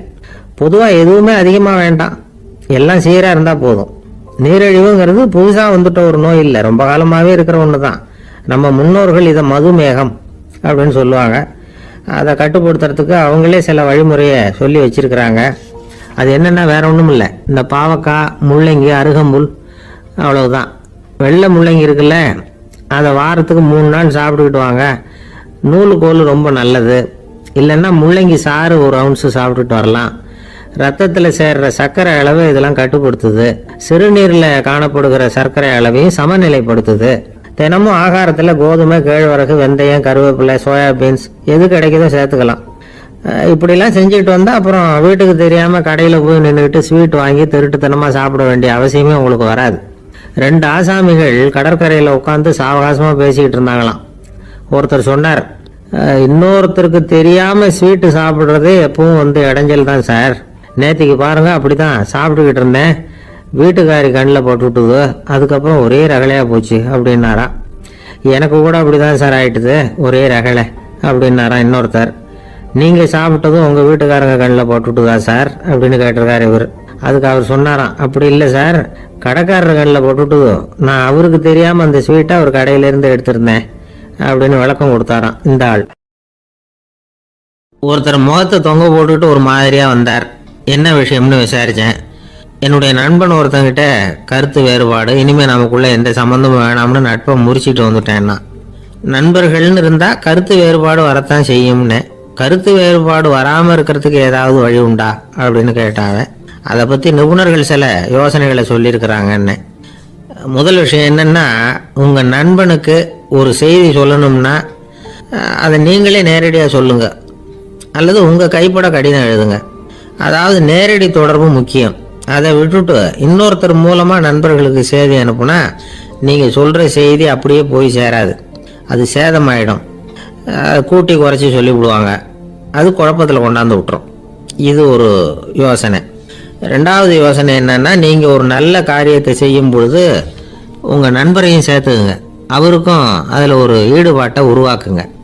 3வது யோசனை, நம்ம பக்கத்தில் இருக்கிற நண்பர் மகிழ்ச்சி அடைகிற மாதிரி ஏதாவது செய்யணும். சின்ன சின்ன செயல்களாக இருந்தாலும் பரவாயில்ல, அவர் நமக்கு எதுவும் செய்யலையே, நாம் எதுக்கு செய்யணும் அப்படின்னு நினச்சிக்கிட்டு இருக்கக்கூடாது. 4வது யோசனை என்னென்னா, உங்களுக்கு ஒரு பிரச்சனையா அல்லது உங்கள் நண்பருக்கு ஒரு பிரச்சனையா, எதுவாக இருந்தாலும் 2 பேரும் சேர்ந்து உட்காந்து ஆலோசனை பண்ணுங்க. நம்ம யோசனையும் கேட்கப்படுதே அப்படிங்கிற நினைப்பே அவருக்கு ஒரு மன நிறைவை உண்டாக்குமா. 5வது யோசனை, உங்கள் நண்பர் ஏதோ ஒரு காரியத்தை செய்கிறார், நீங்கள் உடனே அவசரப்பட்டு நீ செய்கிறது தப்புன்னு தீர்ப்பு சொல்லக்கூடாது. அவர் அதை செய்யறதுக்கான நியாயங்கள் எவ்வளவோ இருக்கும், அதை புரிஞ்சுக்கிறதுக்கு முயற்சி பண்ணணும். 6வது யோசனை, உங்கள் நண்பர் என்ன சொன்னாலும் அதை பொறுமையாக கேளுங்க. அவர் சொல்கிறத புரிஞ்சுக்கணும், அவர் சொல்ல விரும்புகிறத புரிஞ்சுக்கணும், அவர் சொல்ல முடியாமல் தவிக்கிறதையும் புரிஞ்சுக்கணும். இப்படி 3 விதமாகவும் அவரை புரிஞ்சுக்கிட்டு அதுக்கு தகுந்த மாதிரி செயல்படணும். 7வது யோசனை என்னன்னா, உங்கள் நண்பர் உங்ககிட்ட ஏதோ ஒரு கருத்து சொல்கிறார், அது உங்களுக்கு பிடிக்கல, அதுக்காக உடனே நீ சொல்கிறது சரியில்லை, நான் ஒத்துக்க மாட்டேன் அப்படின்லாம் மறுத்துக்கிட்டு இருக்கக்கூடாது. அவர் சொல்கிறத கேட்கணும், பொறுமையாக சிந்திக்கணும், அதுக்கப்புறம் பதில் சொல்லணும். இப்படிலாம் நடந்துக்கிட்டால் நண்பர்களுக்குள்ள கருத்து வேறுபாடு வர்றதுக்கு வாய்ப்பே இருக்காது அப்படின்னு வல்லுநர்கள் தொகுத்து சொல்லியிருக்கிறாங்க இந்த யோசனைகளை.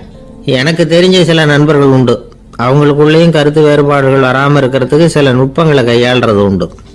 ஒருத்தர் சொன்னார், அந்த டாக்டர் சின்ன வயசுலேருந்து என் கூட பழகினவர், நாங்கள் 2 பேரும் இணை பிரியாத நண்பர்கள், இருந்தாலும் எனக்கு உடம்பு சரியில்லைன்னு நான் அவர்கிட்ட வைத்தியம் பார்த்துக்க மாட்டேன் அப்படின்னார் ஒருத்தர்.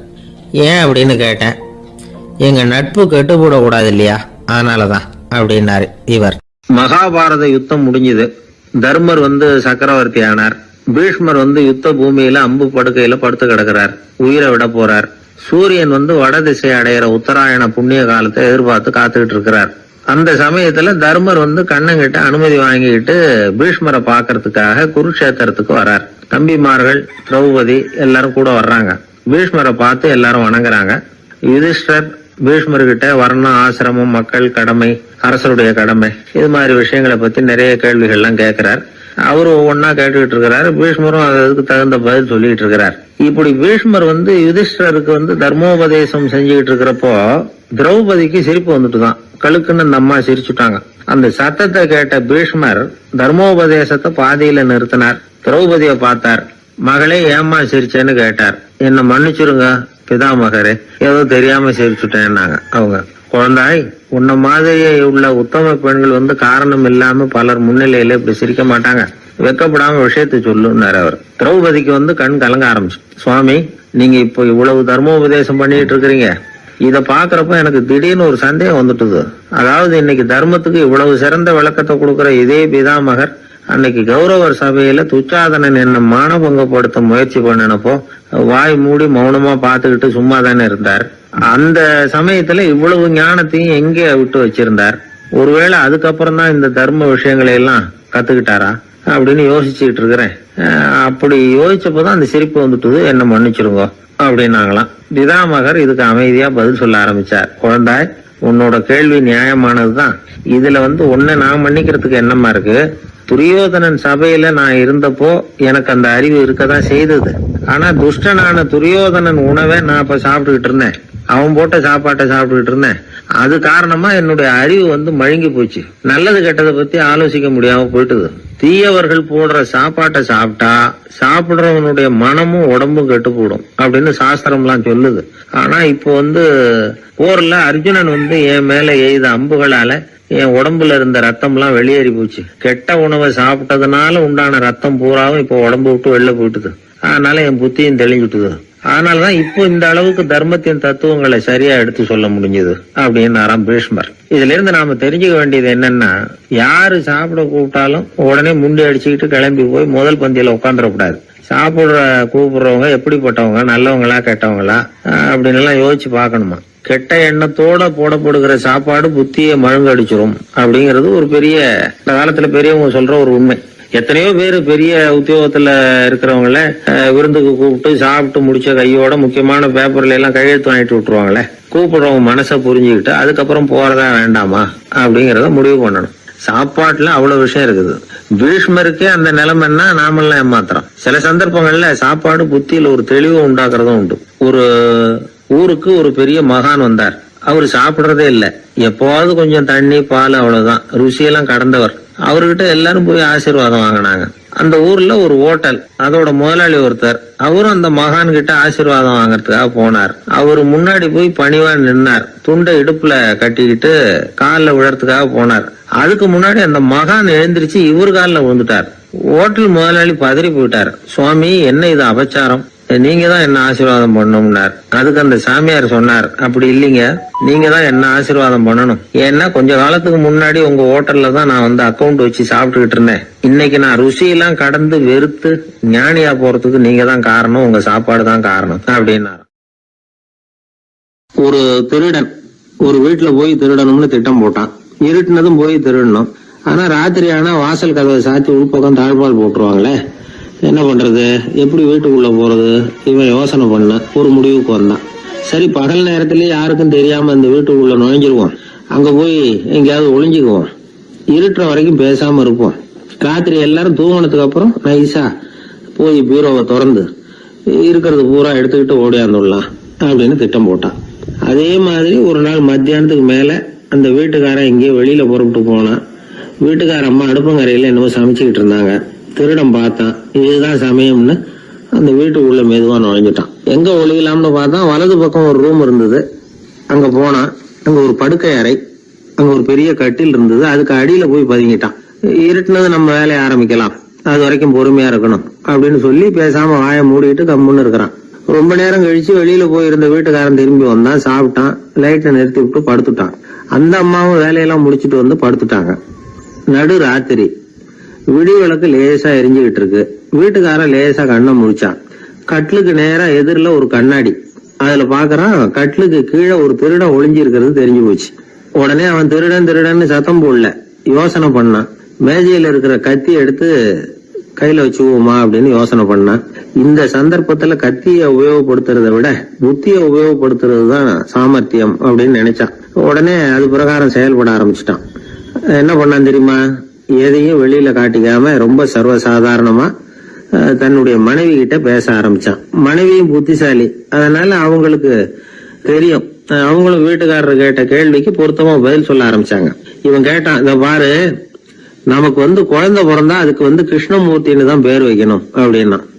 அதெல்லாம் முடியாது. ஆம்பளை பிள்ளையா இருந்தா ஏகாம்பரம், பொம்பளை பிள்ளையா இருந்தா பங்கஜவல்லி, இதுதான் அவங்க மாமனார் மாமியார் பேர், அதான் வைக்கணும் அப்படின்னாங்க அந்த அம்மா. அதெல்லாம் முடியாது, நான் முடிவு பண்ணிவிட்டேன் கிருஷ்ணமூர்த்தின்னு கத்துனா அவன். இல்ல ஏகாம்பரம் பங்கஜவல்லின்றது இந்த அம்மா. வாதம் முத்தி போச்சு. கிருஷ்ணமூர்த்தி கிருஷ்ணமூர்த்தி கிருஷ்ணமூர்த்தின்னா அவன். ஏகாம்பரம் பங்கஜவல்லி ஏகாம்பரம் பங்கஜவல்லின்னு இவங்க கத்துறாங்க. ஒரே சத்தமா போச்சு. இத கேட்டதும் பக்கத்து வீட்டுல இருந்தவங்க, எழுத்த வீட்டுல இருந்தவங்க எல்லாம் எழுந்திரிச்சு ஓடி வந்து இவங்க வீட்டு கதவை தட்ட ஆரம்பிச்சுட்டாங்க. தடன்னு இவன் சாவகாசமா எழுந்திரிச்சு போய் கதவை திறந்தான். என்னங்க இந்த ராத்திரி வேலையில எங்களை எல்லாம் ஏன் கூப்பிட்டீங்க, யாருக்கு என்னாச்சு அப்படின்னு கேட்டாங்க. கேட்டது யாருன்னா பக்கத்து வீட்டு கிருஷ்ணமூர்த்தி, எழுத்த வீட்டு ஏகாம்பரம் பங்கஜவல்லி எல்லாரும். அடடே, உங்களை கூப்பிடலீங்க, குழந்தைக்கு பேர் வைக்கிறது சம்பந்தமா எங்களுக்குள்ள சண்டை வந்துட்டுது, அதுதான் விஷயம். வேணும்னா இதான் கட்டிலுக்கு அடியில ஒளிஞ்சிட்டு இருக்கிறானே ஒருத்தன், அவனை கூட கேட்டு பாருங்க, அவன் தான் இதுக்கு சாட்சி அப்படிங்கிறான் அந்த ஆளு. உடனே எல்லாரும் விஷயத்த புரிஞ்சுக்கிட்டு திருடனை பிடிச்சி போலீஸ்ல ஒப்படைச்சிட்டாங்களாம். நெருக்கடியான நேரங்கள்ல பதறாம புத்திசாலித்தனமா செயல்படணுங்கிறத தெரிஞ்சுக்கிறதுக்காக இந்த கதை. புத்திசாலித்தனமா செயல்படுற ஒரு குடும்ப தலைவி இருக்காங்க. அவங்க என்ன செய்வாங்க தெரியுமா? எல்லாரும் ராத்திரி ஆனா வீட்டை உள்பக்கமா பூட்டி தானே படுப்பாங்க.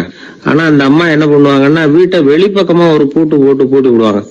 எழுத்த வீட்டுக்காரங்க கிட்ட சொல்லி தினமும் இப்படி பூட்டி விட சொல்றது பழக்கம். ஏங்க அப்படி செய்யறீங்க, திருடன் சுலபமா உள்ளே வந்துடக்கூடாதுங்கிறதுக்காகவா அப்படின்னு கேட்டாங்க. இல்லைங்க, சுலபமா வெளியில போயிடக்கூடாதுங்கிறதுக்காக அப்படின்னாங்க. என்னங்க சொல்றீங்க அப்படின்னு கேட்டாங்க. ஆமாங்க, இவருக்கு அந்த பழக்கம் உண்டு அப்படின்னு தன்னுடைய வீட்டுக்காரரை காட்டினாங்க. பக்கத்து வீடுகள் பத்திரமா இருக்கணுங்கிறதுக்காக தன்னுடைய வீட்டை பூட்டி வைக்கிறது ஒரு பெரிய விஷயம் தானே. பத்திரிகையில வர்ற செய்திகளை கூட நகைச்சுவையா சொல்றது உண்டு. அதாவது அதை நேரடியா சொன்னா வானொலியில அனுமதிக்க மாட்டாங்க சில விஷயங்களை. அது சின்னாருக்கு கௌரவ குறைச்சல், அது வேடிக்கை கலந்து நகைச்சுவோடு சொல்லும் பொழுது அதை அனுமதிச்சிருவாங்க. அப்ப அந்த விசாரணை கமிஷன் அது நிறைய நடந்துகிட்டு இருந்தது. டெல்லியில இருந்து அமலாக்க பிரிவு அதிகாரிகள்லாம் வராங்க போறாங்கன்னு பத்திரிகையில அமர்க்கப்பட்ட இடம். அந்த நேரம் நான் ஒரு ரேடியோவில் ஒரு செய்தியை தயார் பண்றோம். அப்ப என்ன பண்ணேன்னா, இது மாதிரி அந்த பத்திரிகை செய்தியை வச்சுக்கிட்டே ஒரு செய்தி சொன்னோம், இன்னொரு தகவல் சொல்லி. என்னன்னா, ஒருத்தன் தமிழ்நாட்டுல ஒரு ஆள், அவன் திடீர்னு கோடீஸ்வரன் ஆயிட்டான். நேற்று வரைக்கும் சாதாரணமா இருந்தாள், இன்னைக்கு கோடீஸ்வரன் ஆயிட்டான். டெல்லியில இருந்து 2 அதிகாரிகள் வராங்க. எப்படி அவன் பணம் சேர்த்தான்னு கண்டுபிடிக்கிறதுக்கு அவனை கூப்பிட்டு 2 அதிகாரிகளை எப்படா பணம் சேர்த்த? நான் ஒன்னும் தப்பான வழியில பணம் சேர்க்கல சார், நான் பந்தயம் கட்டியே பணக்காரன் ஆயிட்டேன். பந்தயம் கட்டி எப்படா பணக்காரன் ஆக முடியும் அப்படின்னா, நீங்க நம்புங்க சார், நான் பந்தயம் கட்டி தான் பணக்காரன், தப்பான வழியில சேரல சார். பந்தயம் கட்டி எப்படா கோடீஸ்வரன் ஆனேன் அப்படின்னா, நாங்க நம்ப முடியாதுன்னு இருக்கான் விசாரிக்க வந்தவன். அப்படின்னா உங்ககிட்ட ஒரு பந்தயம் கட்டட்டுமான் இருக்கான் விசாரிக்க வந்தவன்ட்டிய. என்னடா பந்தயம் அப்படின்னா, ஒண்ணுமில்ல சார், இது என் கண்ணு, இது என் பல்லு, என் கண்ணை என் பல்லாலேயே கடிக்கிறேன், எவ்வளவு பந்தயம். விசாரிக்க வந்தவன் 100 ரூபாய் எடுத்து வச்சான், இதை ப்ரூவ் பண்றான்னு. அப்படியே கண்ணை எடுத்துட்டான். அது பளிங்கு கண்ணு, ஏற்கனவே ஒரு கண்ணு பளிங்கு கண்ணு வச்சுனா எடுத்து கடிச்சு விட்டான். இது விசாரிக்க வந்தாலும் 100 ரூபாய் விட்டுட்டு நிக்கிறான். எப்படி பணம் சேர்த்தான்னு வந்தவன்.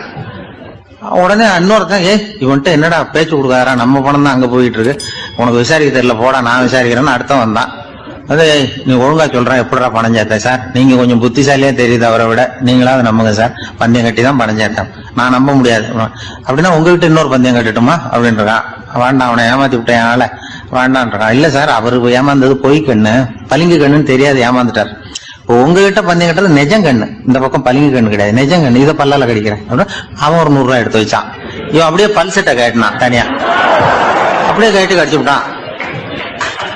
அதே விட்டுட்டான். இவன் உடனே 2 பேரும், இவன்கிட்ட பேச பேச நம்ம பணம் தான் அவன்கிட்ட போயிட்டு இருக்கு, இவன் எப்படி பணம் சேர்த்தான்னு கண்டுபிடிக்கிறதுக்கு டெல்லியில இருந்து வந்திருக்கோம், மேற்கொண்டு பேசாத, பேச பேச பந்தயம் கட்டுவான். திரும்பி போறதுக்கு ரயிலுக்கு டிக்கெட் சரியா இருக்கா பாடுறான்றான். அவன் கரெக்டா எண்ணி பார்த்து கரெக்டா இருக்குப்பா, மேற்கொண்டு பேசாத, அவன்கிட்ட நம்ம போயிடுவோம், போய் நம்ம அதிகாரிகிட்ட சொல்லிடுவோம்னு சொல்லி போயிட்டு வரேன் சார் அப்படின்னு சொல்லிட்டு மரியாதை போயிட்டாங்க. போய் டெல்லியில பெரிய அதிகாரிகிட்ட போய், சார் அவன்கிட்ட விசாரிச்சு பார்த்தோம் சார், தமிழ்நாட்டுல பந்தயம் கட்டி தான் பணம் சேர்த்தேன்னு சாதிக்கிறான், எங்ககிட்ட ஒரு 200 ரூபாய் வாங்கிட்டான் சார், அப்படின்னு அவருக்கு கோவம் வந்துட்டுது. இந்தியாவுக்கே தலைமை அதிகாரி, இதுக்காகவாடா நீங்க இருக்கீங்க? எத்தனை பேர் இருக்கீங்க உங்களை மாதிரி ஜூனியர் ஆபீசர்ஸ் நம்ம ஆபீஸ்ல இந்தியா பூரா விசாரிக்கிறதுக்கு? அப்படின்னா 30 பேர் இருக்கோம் சார். 30 பேருக்கு அனுபவம் பத்தாது, நான் இந்தியாவுக்கே தலைமை அதிகாரி, அனுபவம் ஜாஸ்தி, உங்களுக்கு ட்ரைனிங் கொடுக்கணும் எப்படி ஒருத்தரை விசாரிக்கிறதுன்னு. 30 பேரும் ஒரு ரூம்ல வந்து உட்காருங்க, ஒரு ஆள் போய் அந்த ஆள் தமிழ்நாட்டுல இருந்து நீங்க கூப்பிட்டுட்டு வா, வர்ற வரைக்கும் அவன்கிட்ட பேசாதீங்க, பந்தயம் கட்டுவான், மெதுவா கொண்டு வந்து நிறுத்து அப்படின்னு ஒரு ஆள் வந்து ஸ்பெஷலா கூப்பிட்டு போட்டான். இது மாதிரி மேடையில நிறுத்திவிட்டு ஒரு தலைமை அதிகாரி 30 ஜூனியர் அதிகாரிகள் அவங்களுக்கு பயிற்சி கொடுக்குறார். இவனை பார்த்து, ஏய் ஒழுங்கா சொல்லு, எப்படி பணம் சேர்த்த, நான் இந்தியாவுக்கே தலைமை அதிகாரி, என்கிட்ட உண்மையை ஒத்துக்கிட்டீங்கன்னா உன்னை அப்ரூவர் ஆக்கிடுவேன் அல்லது தண்டனையை குறைப்பேன், அந்த அதிகாரம்லாம் என்கிட்ட உண்டு, ஒழுங்கா சொல்லு அப்படிங்கிறார். அவன், சார் நீங்க இந்தியாவுக்கே தலைமை அதிகாரி, அனுபவம் ஜாஸ்தி, நீங்களாவது நம்புங்க சார், நான் பந்தயம் கட்டி தான் பணம் சேர்த்தேங்கிறான். இங்கேயே வந்து இப்படி சாதிக்கிறேன், உன்னை நம்ப முடியாதுடா. அப்படின்னா உங்ககிட்ட ஒரு பந்தயம் கட்டட்டுமா? நானா அவர்கிட்ட போய் வானண்டா என் ஆளை ஏமாத்தி விட்டேன் அப்படின்னா, இல்ல சார் அவங்க ஏமாந்தது என் உடம்ப பத்தின ரகசியம், என் கண்ணு பளிங்கு கண்ணுன்னு தெரியாது, நான் பல் செட்டு கட்டியிருந்தது தெரியாது, ஏமாந்துட்டாங்க. இப்ப நான் உங்ககிட்ட கட்டுற பந்தயம் உங்க உடம்ப பத்தின ரகசியம். என் உடம்புல என்னடா ரகசியம்? முதுகுல, உங்க முதுகுல ஒரு அகலத்துக்கு கருப்பா ஒரு மச்சம் இருக்கு, உண்டா இல்லையானா? இல்லேன்னு தெரியும் அவருக்கு. இல்லடா நேத்து வரைக்கும் இல்ல சார், இப்ப இருக்குது மச்சம் அப்படின்னு உடனே 100 ரூபாய் எடுத்து வச்சார் அவர் தலைமை அதிகாரி. ஒரு 100 ரூபாய் வச்சு சட்டையை கட்டி காட்டுறாரு, மச்சம் இல்ல. இவன் தோத்துட்டான், இங்கிருந்து போனவன். உடனே 200 ரூபாய் எடுத்து வச்சுக்கிட்டு, தோழர்களே இப்படிதான் ஒருத்தரை விசாரிக்கணும், என்கிட்ட இவன் ஏமாந்துட்டான் பாருங்க, துருவி துருவி விசாரிக்கிறதுன்னு சொல்றாங்களே இதுதான் அப்படின்னு விளக்கம் கொடுத்தார். அப்போ இவன் மெதுவா ஆரம்பிச்சானா, சார் இந்த பந்தயத்துல உங்களுக்கு 200 ரூபாய் லாபம், ஆனா இதே பந்தயத்துல எனக்கு 2900 ரூபாய் லாபம் சார் அப்படின்றான். என்னடா பண்ண அப்படின்னு கேட்டிருக்காரு. உங்களுக்கு தெரியாம இந்த 30 பேர்கிட்டையும் தனித்தனியா ஒரு பந்தயம் கட்டியிருக்கேன். 30 பேர்கிட்ட என்னடா பந்தயம் கட்டினேன்? ஒண்ணும் இல்ல சார், உங்க எல்லாரும் முன்னாடியும் உங்க மேல் அதிகாரியை சட்டையை கேட்ட வைக்கிறேன், உங்களுக்கு பந்தயம் கட்டினேன். போயிட்டு பூரா எனக்கு 2900 ரூபாய் லாபம். அவரு பார்த்தா அதிர்ச்சி ஆயிட்டாரு. தலைமை, சார் நீங்க போங்க சார் அப்படின்னு சொல்லி ஒரு ஆளை கொண்டு போய், சாரை கொண்டு போய் மரியாதையா பக்கத்து ரூம்ல விட்டுவாங்க, இனிமே அவர்கிட்ட யாரும் பேசாதீங்க வாங்கன்னு சொல்லிவிட்டு, அதுக்கப்புறம் தோழர்களே, இவர் பேச ஆரம்பிச்சாரு, தோழர்களே இனிமே யாரும் தமிழ்நாட்டு பக்கம் விசாரிக்க போகாதீங்க, நீங்க யாராவது போறதுன்னா மத்திய பிரதேசம், உத்தரப்பிரதேசம், இப்படி எத்தனையோ பிரதேசம் இருக்கு, போயிட்டு வாங்க, தமிழ்நாட்டுக்கு மட்டும் போகாதீங்க, ஏன்னா அங்க போனா நம்ம பணத்துக்கு ஆபத்து வந்துருது அப்படின்னு சொன்னாருன்னு இந்த கதையை ரேடியோல சொன்னேன். இந்த கதையை உண்மை சம்பவமா சொன்னா அனுமதிச்சிருக்க மாட்டாங்க. இந்த நகைச்சுவைக்கு உள்ள மரியாதை என்னன்னா, அது ஒரு கதை மாதிரி உண்டு பண்ணி இப்படி சொன்னதும், இதுல என்ன என்னுடைய விசேஷம்னா, இந்த ஸ்கிரிப்டை வாங்கிட்டு வர சொல்லி மந்திரியினுடைய பிஏ வந்தார். ஒரு மந்திரி அப்ப இருந்தவர், அவர் பிஏ அடிக்கடி வருவார். வந்து இந்த போன நேற்று முந்தா நாள் ரேடியோவில் சொன்ன அந்த இன்னொரு தகவல் காப்பி ஒண்ணு வாங்கிட்டு வா அப்படி இப்படின்னு கூப்பிடுவார். மேடையில பேசுறதுக்கு எங்களுக்கு தேவை, உபயோகப்படும்னு கேட்பார். அவரு இந்த நிகழ்ச்சி வந்தப்போ உடனே அன்னைக்கு வந்துட்டார் அந்த பிஏ. இன்னைக்கு காலையில சொன்னீங்களே சார், மந்திரி கேட்கிறாரு மேடையில பேசுறதுக்கு அப்படின்னு. நான் அப்பதான் ஆச்சரியப்பட்டேன். பாருங்க, இந்த நகைச்சுவைக்கு உள்ள மரியாதை. அவரே கேட்கிறார், சொல்லப்பட்டதே அவரை பத்தி தாங்கிறது தெரியாம அவரே எப்படி சொல்ல, அதுதான் சிரிப்புக்குள்ள மரியாதைங்கிறது. அது யார பத்தி சொல்றோமோ அவருக்கு தெரியாம கூட சொல்லலாம் அதை. அப்படி இது உண்மையில நடந்த சம்பவம். அந்த மந்திரி, அந்த அமைச்சர் இப்ப இல்ல, உயிரோட எல்லாம் இப்ப இருந்து வாங்கிட்டு இருந்தார். ஒரு ஊர்ல ஒருத்தர் இருந்தான். ஏதோ ஒரு சின்ன அலுவலகத்துல வேலை பார்த்துக்கிட்டு இருந்தான். ரொம்ப ஏழை. வர்ற கொஞ்சம் வருமானத்தை வச்சு வாழ்க்கையை ஓட்டிக்கிட்டு இருந்தான். ஒரு நாள் தெரு வழியா அவன் நடந்து வந்துகிட்டு இருக்கிறான். தெருவில் ஒரு காசு கிடந்தது. அதை பார்த்துட்டான். அது குனிஞ்சு எடுத்தான். அது ஒரு பழங்கால காசு. அந்த காசு நடுவில் ஒரு துளை இருந்தது. அதாவது துளையிட்ட நாணயம். பழங்காலத்தில் புழக்கத்தில் இருந்த ஒரு நாணயம் அது. துளையிட்ட நாணயம் கிடைச்சதுன்னா ரொம்ப நல்லது, அது அதிர்ஷ்டம் அப்படின்னு ஒரு நம்பிக்கை உண்டு. இவன் கையில் அது கிடைச்சதும் ரொம்ப சந்தோஷப்பட்டான்.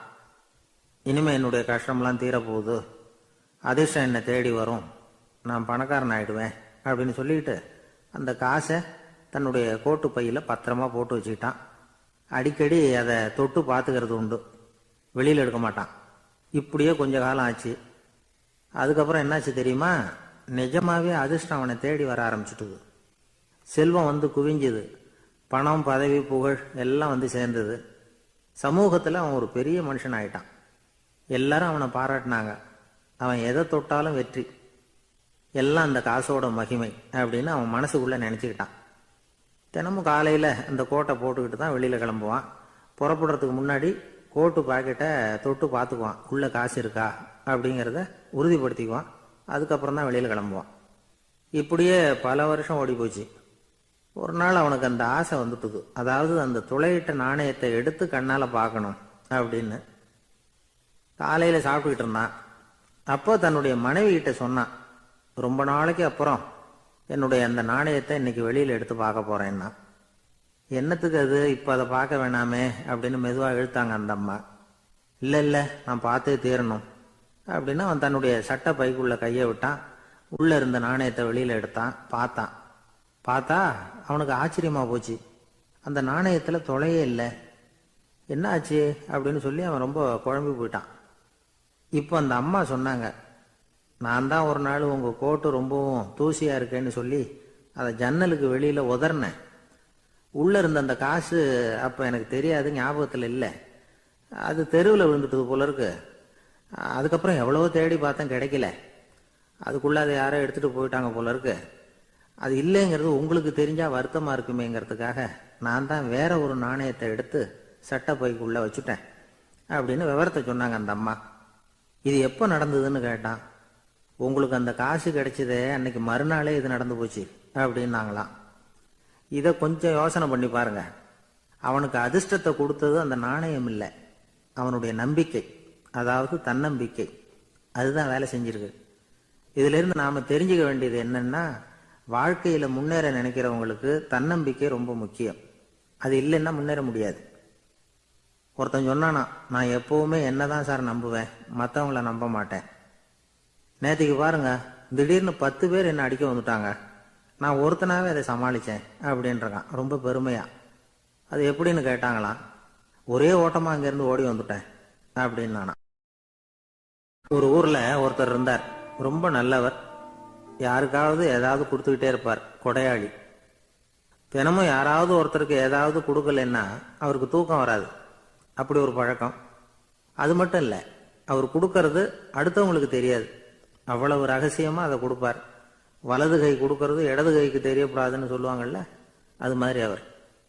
ஒரு நாள் ராத்திரி அவர் ஏற்கனவே தயாரா கட்டி வச்சிருந்த பணம் முடிச்ச கையில் எடுத்துக்கிட்டு வீட்டை விட்டு வெளியில வந்தார். தெருவில் இறங்கி நடந்தார். இன்னைக்கு யாருக்கு தர்மம் செய்யறது அப்படின்னு யோசனை பண்ணிக்கிட்டே இருட்டில் நடந்து வந்துகிட்டு இருக்கிறார். யாரோ ஒருத்தர் எதிரில் வர்றது மாதிரி தெரிஞ்சுது. உடனே அவர் கிட்ட போனார். தன்கிட்ட இருந்த பணம் முடிச்ச அவசரமா அவர் கையில திணிச்சுட்டு திரும்பி வந்துட்டார். அப்பாடா, ஒரு வழியா யாருக்கும் தெரியாம இன்னைக்கு தர்மம் பண்ணியாச்சு அப்படிங்கிற மகிழ்ச்சி, மன நிறைவு அவர் முகத்துல. நிம்மதியா தூங்கினார். அப்புறம் எழுந்திரிச்சார். மறுநாள் காலையில ஊரு பூரா ஒரே பேச்சு. என்ன பேச்சுன்னா, நேத்து ராத்திரி ஒரு திருடன் கையில யாரோ பணத்தை கொடுத்துட்டு போயிருக்கிறாங்க அப்படின்னு எல்லாரும் பேசிக்கிட்டு இருக்கிறாங்க. இதை கேள்விப்பட்டதும் அந்த பெரியவருக்கு ரொம்ப வருத்தமா போச்சு. அடடா, போயும் ஒரு திருடனுக்கா உதவி பண்ணியிருக்கிறோம், பிரயோஜனம் இல்லாம போயிட்டுதே அப்படின்னு நினைச்சார். சரி, இன்னைக்கும் யாருக்காவது உதவி பண்ணணும் அப்படின்னு முடிவு பண்ணினார். ராத்திரி நேரம் வந்தது. இவர் வழக்கம் போல தெருவில் இறங்கி நடந்தார். கையில பணம் முடிச்சு.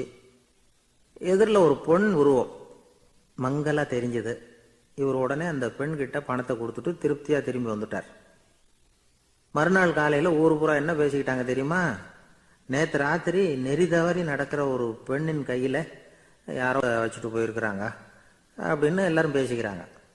அடடா, இன்னைக்கும் தவறுதலா நடந்து போச்சு அப்படின்னு ஒரு வருத்தப்பட்டார். இருக்கட்டும், இன்னைக்கும் ஏதாவது தர்மம் பண்ணுவோம் அப்படின்னு நினைச்சுக்கிட்டாரு. 3வது நாள் ராத்திரியும் புறப்பட்டார். இப்பவும் எதிரில் ஒருத்தர் வந்தார். இவர் பணத்தை கொடுத்தார், திரும்பி வந்துட்டார். மறுநாள் மக்கள் என்ன பேசிக்கிட்டாங்கன்னா, நேத்து ராத்திரி ஒரு செல்வந்தர் கையில யாரோ பணத்தை கொடுத்துட்டு போயிருக்கிறாங்க அப்படின்னு பேசிக்கிட்டாங்களாம். அவருக்கு ரொம்ப வருத்தமா போயிட்டுது. என்ன இது, தினம் இப்படி ஆகிட்டு இருக்குதே அப்படின்னு நினைச்சுக்கிட்டே படுத்து தூங்கினார். அன்னைக்கு ராத்திரி ஒரு கனவு. அந்த கனவுல இறைவன் வந்து சொன்னாராம், இதோ பாருப்பா, நீ கொடுத்த தர்மம் வீணா போயிடல. உன்கிட்ட பணம் வாங்கின அந்த திருடன் திருந்திட்டான், அந்த பொண்ணும் திருந்திட்டா, அந்த செல்வந்தனும் கொடையாளி ஆயிட்டான், எல்லாருக்கும் உதவி பண்ண ஆரம்பிச்சுட்டான் அப்படின்னு சொன்னாராம். இந்த கதையை சொன்னவர் யாருன்னா நபிகள் நாயகம். இதுல உள்ள கருத்து என்னன்னா, நல்ல மனசோட தர்மம் பண்ணுனா அது வீணா போறதில்லை. இன்னொரு கருத்து, தர்மம் வந்து தன்னை மட்டுமல்ல அடுத்தவங்களையும் தீமையிலிருந்து காப்பாற்றும். இதுதான் நாம புரிஞ்சுக்க வேண்டியது. இந்த காலத்திலயும் இது மாதிரி சில சம்பவங்கள் நடக்கிறது உண்டு. ஒரு பெரியவர் இருட்டில் நடந்து வந்துகிட்டு இருந்தாரு. எதிரில் வந்த ஒருத்தன் வலுக்கட்டாயமா இவர் கையை பிடிச்சி ஒரு பண முடிப்பை கொடுத்து வச்சுக்க சொல்லிவிட்டு விலகி போயிட்டான். பெரியவருக்கு ஆச்சரியம், இந்த காலத்திலயும் இப்படி வலது கை கொடுக்கறது இடது கைக்கு தெரியக்கூடாதுன்னு நினைக்கிற கொடையாளிகள் உண்டு போல இருக்கு அப்படின்னு யோசனை பண்ணிக்கிட்டே நடந்தார். கொஞ்ச தூரம் போயிருப்பாரு. அதுக்குள்ள அதே ஆள் திரும்பி வந்தான். கொடுத்த பண முடிப்பை திருப்பி கொடுங்க அப்படின்னு கேட்டு வாங்கிட்டான். இவருக்கு ஒன்றும் புரியல. ஏன் இப்படி பண்றேன்னார். அது ஒன்றும் இல்லைங்க, கொஞ்ச நேரம் இதை உங்ககிட்ட கொடுத்து வச்சிருந்தேன் அவ்வளவுதான் அப்படின்னா. ஏன்னு கேட்டார். என்னை பின்னாடி போலீஸ் தேடிக்கிட்டு வந்துகிட்டு இருக்குது, அதுதான் அப்படி பண்ணேன். இப்போ போயிட்டு இனிமே ஒன்றும் பயம் இல்லை அப்படின்னு சொல்லிவிட்டு அவன் பாட்டுக்கு நடந்து போறான். ஜெருசலேம் அங்க உள்ள ஒரு தேவாலயம். அதுல உள்ள பலிபீடத்தின் முன்னாடி ஒரு பெட்டி உண்டு. அது காணிக்கை பெட்டி. ஆலயத்துக்கு வர்றவங்க பிரார்த்தனை பண்ணிவிட்டு திரும்பி போற சமயத்துல அந்த பெட்டியில காணிக்கை போடுவாங்க. அவங்களால எவ்வளவு முடியுமோ அவ்வளவு போடுறது வழக்கம். அவங்கவுங்க வசதிக்கு தகுந்த மாதிரி போடுவாங்க. வசதி உள்ளவங்களா இருந்தாலும் சரி, வசதியே இல்லாத வறியவர்களா இருந்தாலும் சரி, ஆலய காணிக்கை பெட்டியில காசு போடுறது அவங்களுக்கு ரொம்ப பெருமையான ஒரு செயல். ஒரு சமயம் இயேசு தம்முடைய சீடர்களோடு அந்த ஆலயத்துக்கு வரார். அங்க உட்காந்து ரொம்ப நேரம் வழிபாடு பண்ணிட்டு இருக்கிறார். சீடர்களும் அந்த ஜபத்துல கலந்துக்கிட்டாங்க. வழிபாடு முடிஞ்சுது. இயேசு உட்கார்ந்துருக்கிறார். காணிக்கை பெட்டியில காசு போடுறவங்கள கவனிக்கிறார். சீடர்களும் அதையே கவனிச்சுக்கிட்டு இருக்கிறாங்க. ரொம்ப பேர் வரிசையா வந்தாங்க. அவங்களால முடிஞ்ச அளவுக்கு காசு போட்டுட்டு அவங்க பாட்டுக்கு போய்கிட்டு இருக்கிறாங்க. வசதியானவங்க நிறைய பேர் வந்தாங்க. அதுக்கு மத்தியில வயசான ஒரு அம்மா, அவங்களும் வந்து காசு போட்டுட்டு போறாங்க. இப்போ இயேசு தன்னுடைய சீடர்கள் பக்கம் திரும்பினார். ஒரு கேள்வி கேட்டார். இப்போ இந்த காணிக்கை பெட்டியில நிறைய பேர் வந்து காசு போட்டுட்டு போறத நீங்க கவனிச்சிங்க. இன்னைக்கு இந்த காணிக்கை பெட்டியில ரொம்பவும் அதிகமா காசு போட்டது யார் அப்படின்னு கேட்டார். முதல்ல வந்தார ஒரு பெரிய மனுஷன், அவர் தான் அதிகமா போட்டார் அப்படின்னாரு ஒருத்தர். மூணாவதா வந்தவர் தான் அதிகமா போட்டார், நான் கவனிச்சேன் அப்படின்னாரு இன்னொருத்தர். இப்படி ஆளுக்கு ஒரு விதமா சொல்றாங்க. கடைசியா இயேசு சொன்னாராம், இன்றைக்கு அந்த பெட்டியில அதிகமா காசு போட்டவங்க அந்த வயசான அம்மா தான் அப்படின்னாராம். சீடர்களுக்கு ஒன்றும் புரியல. அந்த அம்மா ரொம்ப ஏழையாச்சே, அவங்க எப்படி அதிகமா காணிக்கை செலுத்த முடியும் அப்படிங்கறது அவங்க சந்தேகம். இயேசு விளக்குனார். நிறைய பேர் வந்தாங்க, நிறையவே காசுகள் போட்டாங்க, அது உண்மைதான். ஆனாலும் அந்த அம்மா என்ன பண்ணாங்க கவனிச்சிங்களா? வந்தாங்க, தன்னுடைய காசு பைய திறந்தாங்க, அப்படியே கொட்டுனாங்க. அதுல இருந்தது ரெண்டு காசுகள் தான். அந்த 2 காசும் காணிக்கை பெட்டியில விழுந்துட்டுது. மற்றவங்கெல்லாம் தங்கள்கிட்ட இருந்த செல்வத்தின் ஒரு சிறு பகுதியை எடுத்து பெட்டியில போட்டாங்க. ஆனா இந்த அம்மா தன்கிட்ட என்ன இருந்ததோ அதை அப்படியே போட்டுட்டாங்க. தன்னுடைய பிழைப்புக்காக வச்சிருந்த அவ்வளவையும் இழக்கிறதுக்கு தயாராயிட்டாங்க. அவ்வளவு தாராள மனசு அவங்களுக்கு. அதனால அவங்க செலுத்தின காணிக்கை தான் அளவுல அதிகம் அப்படின்னார். விலை மதிப்பில்லாத முத்து புதையல் ஒருத்தனுக்கு கிடைக்க போகுதுன்னு வச்சுக்கோங்க. அதன் மதிப்பை உணர்ந்தவன் என்ன பண்ணுவான்? அதை அடையறதுக்காக தன்கிட்ட இருக்கிற எதையும் கொடுக்கறதுக்கு தயாரா இருப்பான் இல்லையா? அது மாதிரிதான் இதுவும் அப்படின்னார். உலக மதிப்பீடுகளை துரும்பா தூசியா மதிச்சு அதையெல்லாம் உதறி விடுகிறவன் இறையருள் அப்படிங்கிற இணையில்லாத செல்வத்தை பெறுகிறான் அப்படிங்கிறது இதுல உள்ள கருத்து. இறைவனுக்காக இழப்பதுன்னா துன்பப்படுகிறவர்களுக்காக, ஏழைகளுக்காக, ஏதுமற்றவர்களுக்காக இழப்பது அப்படின்னு அர்த்தம். உங்கள் அயலானுக்கு நீங்கள் என்ன உதவி செய்தாலும் அதை எனக்கே செய்கிறீர்கள் அப்படின்னு இயேசு சொல்லியிருக்கிறார். அடுத்தவங்களுக்கு உதவணுங்கிற குணம் இன்னைக்கு ரொம்ப குறைஞ்சு போச்சு. ஒருத்தன் வாழைப்பழத்தோல் வழுக்கி கீழே விழுந்துட்டான். பக்கத்துல இருந்த நண்பன் உடனே அவனை தூக்கிக்கிட்டு போய் ஆஸ்பத்திரியில சேர்த்துட்டான். அதுக்கப்புறம் சொன்னான், நீ அந்த வாழைப்பழத்தோல்ல காலை வைக்க போறத முன்னாடியே நான் கவனிச்சுட்டேன் அப்படின்னானா. அப்படின்னா அப்பவே நீ எனக்கு உதவி செஞ்சிருக்கலாமே அப்படின்னானா அவன். நான் டாக்டருக்கு உதவலாம்னு நினைச்சுட்டேன் அப்படின்னா இவன். ஒரு ஊர்ல ஒரு மன்னர் இருந்தார். ஒரு நாள் அவருடைய அரசவைக்கு ஒரு ஓவியன் வந்தான். அவன் சீனா தேசத்திலிருந்து வந்தவன், தாவோ சிந்தனையாளன். அவன் அங்க வந்து மன்னர் முன்னாடி நிக்கிறான். யாரும் செய்ய முடியாத ஒரு காரியத்தை என்னால செய்ய முடியும்னா. இவன் இப்படி சொன்னதை கேட்டதும் ஏற்கனவே அங்க இருந்த அரசவை ஓவியன் ஒருத்தனுக்கு கோபம் வந்துட்டுது. இதோ பாரு, இப்படி எல்லாம் பேசக்கூடாது, நான் வேணும்னா உன்னுடைய சவாலை ஏத்துக்கிறேன் அப்படின்னா. நாம 2 பேரும் ஓவியம் தீட்டுவோம், அதை பார்த்துட்டு நம்ம 2 பேர்ல யாரு சிறந்த ஓவியன் அப்படிங்கிறத மன்னரே தீர்மானம் செய்யட்டும், என்ன சொல்ற அப்படின்னு கேட்டான் அவன். அவனும் சரின்னு ஒத்துக்கிட்டான். போட்டி ஆரம்பமாச்சு. அரசர் அவங்களுக்கு 2 சுவர்களை ஒதுக்கி கொடுத்தார். 6 மாச காலம் அவகாசம் கொடுத்தார். 2 ஓவியர்களும் அவங்கவங்க வேலையை ஆரம்பிச்சாங்க. இரவு பகலா வேலை செய்ய ஆரம்பிச்சுட்டாங்க. 6 மாசம் முடிஞ்சது. அரசர் வந்து பார்த்தார். முதல்ல தன்னுடைய அரசவை ஓவியர் தீட்டி இருந்த ஓவியத்தை பார்த்தார். ரொம்ப பிரமாதமா இருந்தது, பாராட்டினார். இதோ பாரு, உன்னுடைய ஓவியம் அற்புதமா இருக்கு, உயிரோட்டம் உள்ளதா இருக்குது, கலையின் உச்சமே இதுதான், இதை விட சிறந்த ஒரு ஓவியத்தை வேற யாராலையும் படைக்க முடியாது அப்படின்னார். அதுக்கப்புறம் அந்த சீன ஓவியன் கிட்ட போனார். எங்க உன்னுடைய ஓவியம்னு கேட்டார். திரைச்சீலையை விலக்கி விட்டு பாருங்கன்னா மன்னர் வந்து அந்த திரைச்சீலையை விளக்குனார். உள்ள வந்து ஓவியம் இருக்க வேண்டிய இடம் கண்ணாடி மாதிரி தெரிஞ்சுது. அவன் அந்த 6 மாச காலமா அந்த சுவரை வந்து தேய்ச்சி தேய்ச்சி கண்ணாடி மாதிரி ஆக்கி வச்சிருக்கிறான். அதுக்கு நேரா எதிர் சுவரில் அரசவை ஓவியம் தீட்டின ஓவியம் இருக்கு. அது எதிரில் இருந்த இந்த கண்ணாடியில பட்டு பிரதிபலிக்குது. மன்னர் யோசனை பண்ண ஆரம்பிச்சார். அப்புறம் அந்த சீன ஓவியனை பார்த்து கேட்டார், இதோ பாரு, நீ என்னுடைய ஆளை வந்து தோற்கடிச்சுட்ட அப்படிங்கறதுல சந்தேகம் இல்லை, ஆனாலும் எங்களை ஏமாத்தி இருக்கிற, எந்த ஓவியமும் நீ வரையிலையே அப்படின்னார். அரசே, இதுதான் உண்மையான ஓவியம், உயிருள்ள ஓவியம். இது வந்து மனோபாவங்களை பிரதிபலிக்கும், மாறுகின்ற காலங்களை அப்படியே காட்டும் அப்படின்னா அந்த சீன ஓவியன். கையால வரைகிற ஓவியங்கள்ல சலனம் இல்லை, கண்ணாடி அப்படி கிடையாது, சக்தியின் ஓட்டம் அதுல எப்பவும் இருந்துகிட்டே இருக்கும், கண்ணாடி மட்டுமே ஜீவனுள்ள ஓவியமா இருக்க முடியுங்கிறத அந்த சீன ஓவியன் தெரிஞ்சு வச்சிருந்தான். ஏன்னா அவன் ஒரு தாவோ சிந்தனையாளன். ஒவ்வொரு குழந்தையும் இந்த கண்ணாடியோட தான் பிறக்குது. ஆனா நாம என்ன செய்யறோம்னா ஓவியங்களை கண்ணாடி மீது பதிப்பிச்சு விடுறோம்.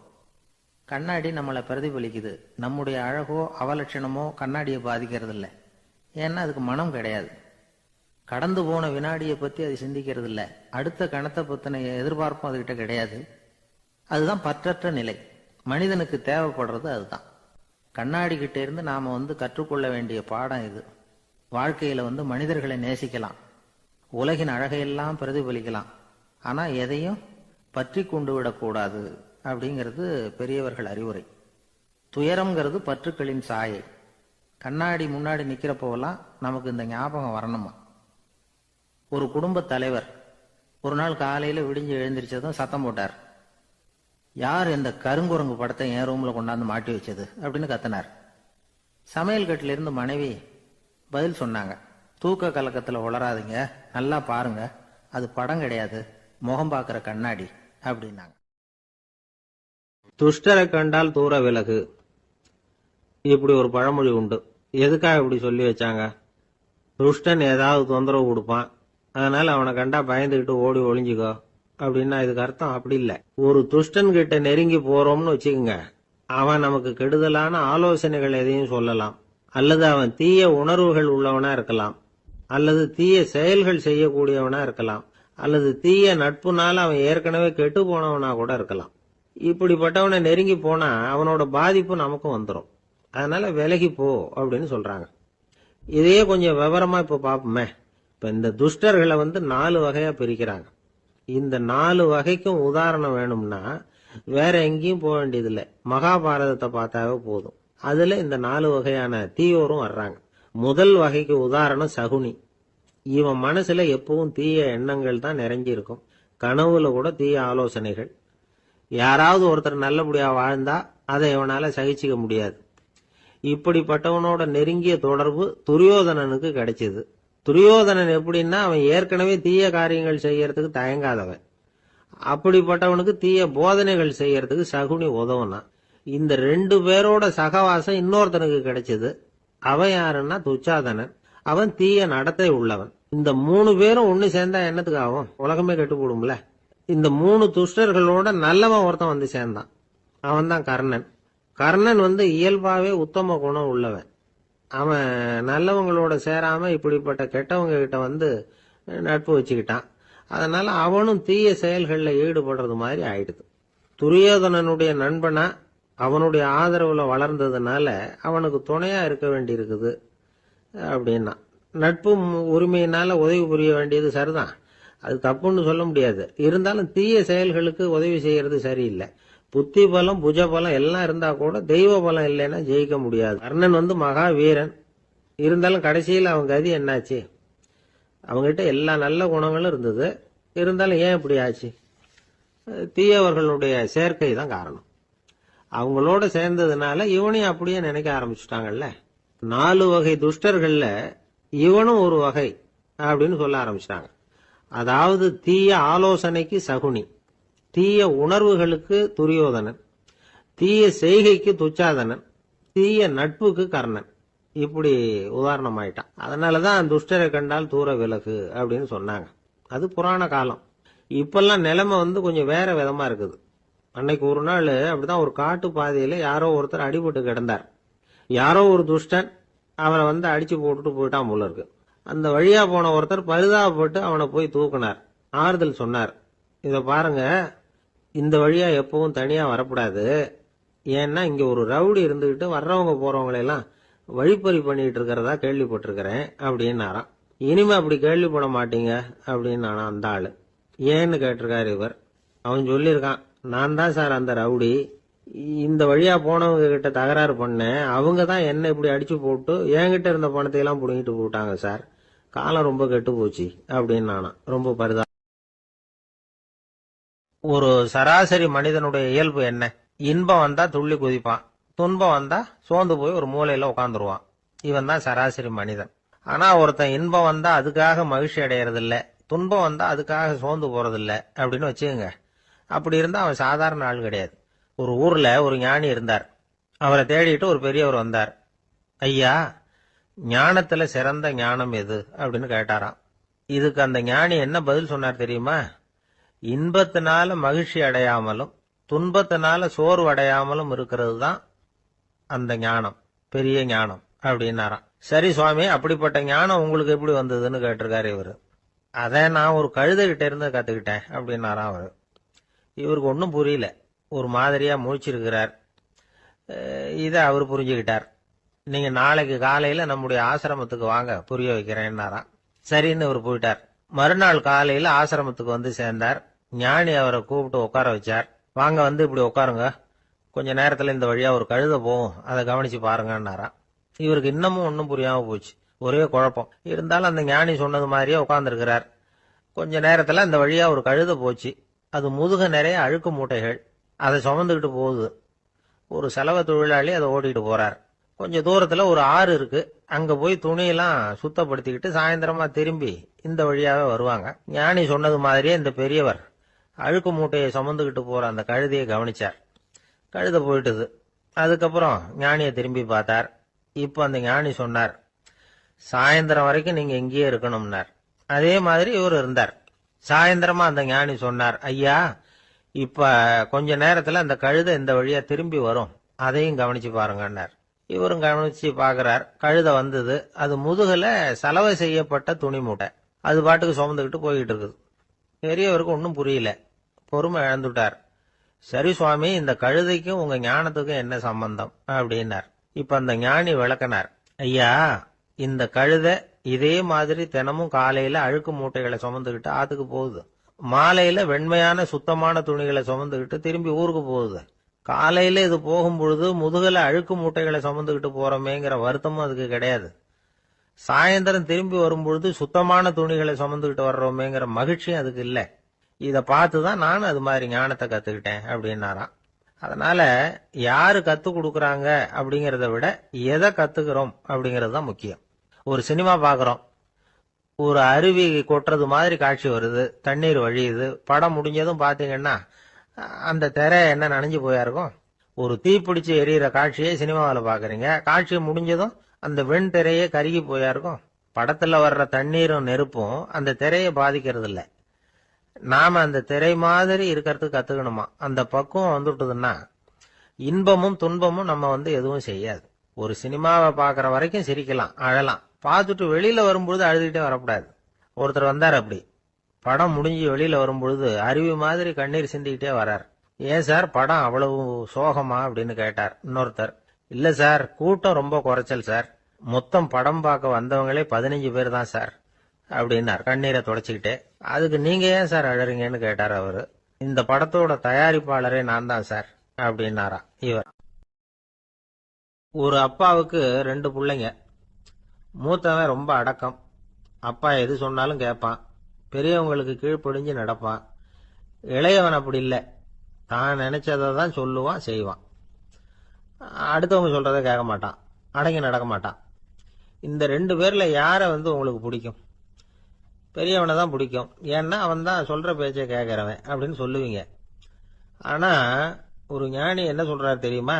ஒரு குழந்தை அதன் அறிவுக்காக மதிக்கப்பட வேண்டுமே தவிர அதனுடைய கீழ்ப்படியும் தன்மைக்காக அல்ல அப்படிங்கிறார். நம்ம குழந்தைகளை சுயமா சிந்திக்கிறதுக்கு நாம விடுறதில்ல. மற்றவங்களை பார்த்து காப்பி அடிக்கிறதுக்கு தான் நாம அவங்களுக்கு கற்றுக் கொடுக்குறோம்.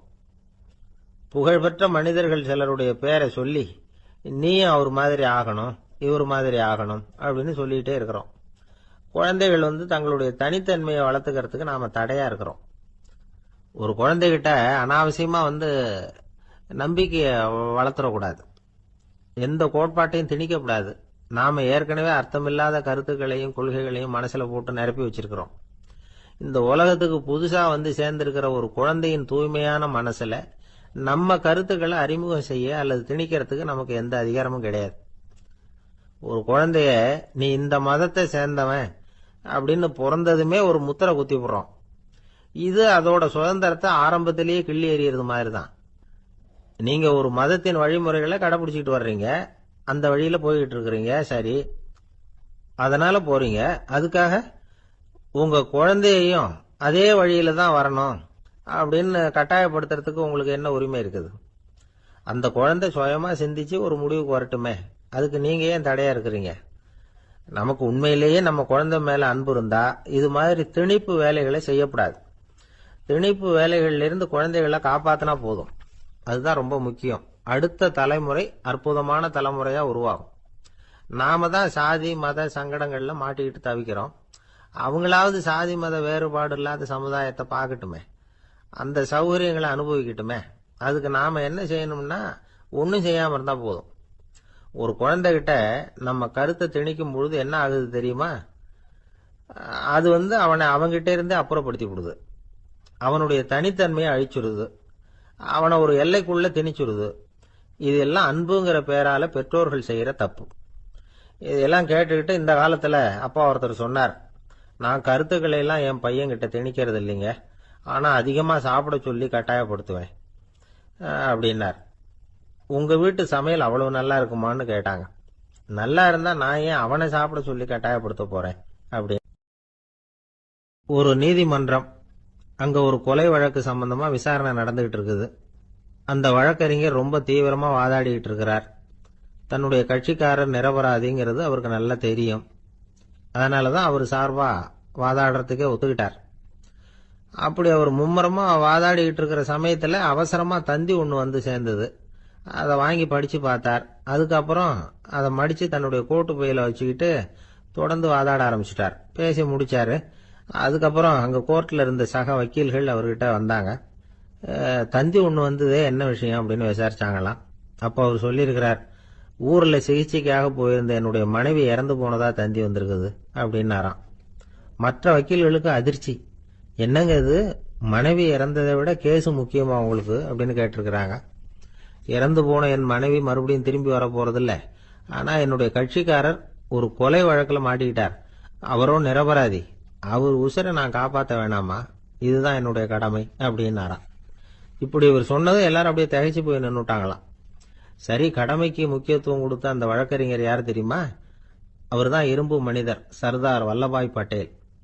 குஜராத் மாநிலத்தில் 1875 அக்டோபர் 31 அன்றைக்கு ஜாவேரி பாய் அப்படிங்கிறவருக்கு 4வது பிள்ளையா அவர் பிறந்தாராம்.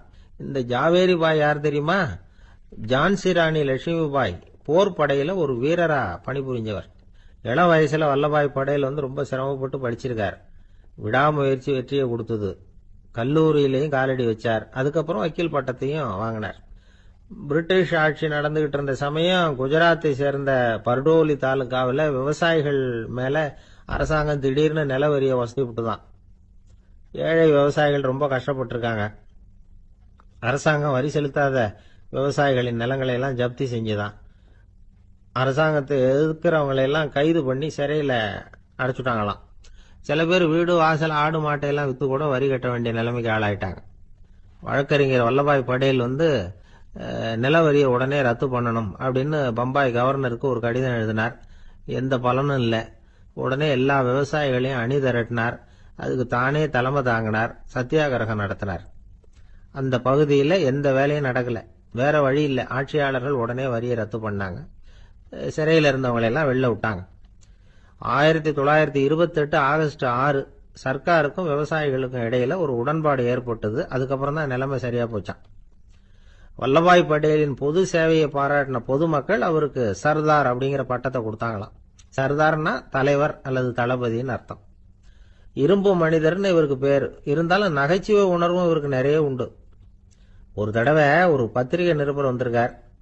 சர்தார் பட்டேல் கிட்ட அவருக்கு பிடிச்ச பண்பாடு கலாச்சாரம் எது அப்படின்னு கேட்கணும்னு ஆசை. அதனால அவரை பார்த்து கேட்டாராம், ஏங்க உங்களுக்கு பிடிச்ச கல்ச்சர் எது அப்படின்னு கேட்டிருக்கார். இதுக்கு சர்தார் பட்டேல் சொன்ன பதில் என்ன தெரியுமா? எனக்கு பிடிச்ச கல்ச்சர் அக்ரிகல்ச்சர் அப்படின்னு. ஒருத்தர் குதிரை ரேஸுக்கு போனார். பணம் கட்டினார், தோத்து போயிட்டார். மறுபடியும் போனார், பணம் கட்டினார், தோத்து போனார். அடுத்த தடவையும் பணம் கட்ட போனப்போ அவரை தடுத்து கேட்டோம், ஏன் சார் ஏற்கனவே விட்டது போதாதா, இன்னமும் இருக்கிறத விடணுமா அப்படின்னு கேட்டோம். விட்டதையெல்லாம் மொத்தமா எடுக்க வேணாமா சார், அதுக்காக தான் தொடர்ந்து பணம் கட்டுறேன்னாரு அவரு. இவரை திருத்துறது ரொம்ப கஷ்டம். இது ஒரு மனநோய். மனநோய்கள்ல பல வகை உண்டு. மனநோய்கள் பிரிவு அட்டவணையில சூதாட்டம்ங்கிறது அவதியுறும் நோய் அப்படிங்கிற தலைப்புல வருது. சூதாட்டம் 2 வகைப்படும்னு சொல்றாங்க உளவியல் நிபுணர்கள். ஒரு வகை எப்படின்னா, நண்பர்களோட சேர்ந்துகிட்டு மகிழ்ச்சியும் கிளர்ச்சியும் அடையறதுக்காக ஈடுபடுறது. பிரச்சனைகளை தீர்க்கறதுல ஒரு ஆர்வம். கேளிக்கைக்காக கொஞ்சம் விட்டு பிடிக்கிறது அப்படிங்கிற மனுஷனுடைய அடி மனசுல உள்ள விபரீத பிணைய சுபாவம், இதெல்லாம் அதுக்கு காரணம். இன்னொரு வகை எப்படின்னா, சூதாட்டத்தில் ஈடுபட்டு ஒரு கட்டாய நிலைமைக்கு ஆளாயிடுறது. ஈடுபடு அப்படின்னு மனசு ஒரு வெறித்தன்மையை தூண்டிக்கிட்டே இருக்கும். இப்படிப்பட்டவங்களுக்கு நாம தோத்துக்கிட்டு இருக்கோம்ங்கிறது தெரியும். நாம ஜெயிக்கிறதுக்கான சந்தர்ப்பம் இல்லைங்கிறதும் தெரியும்.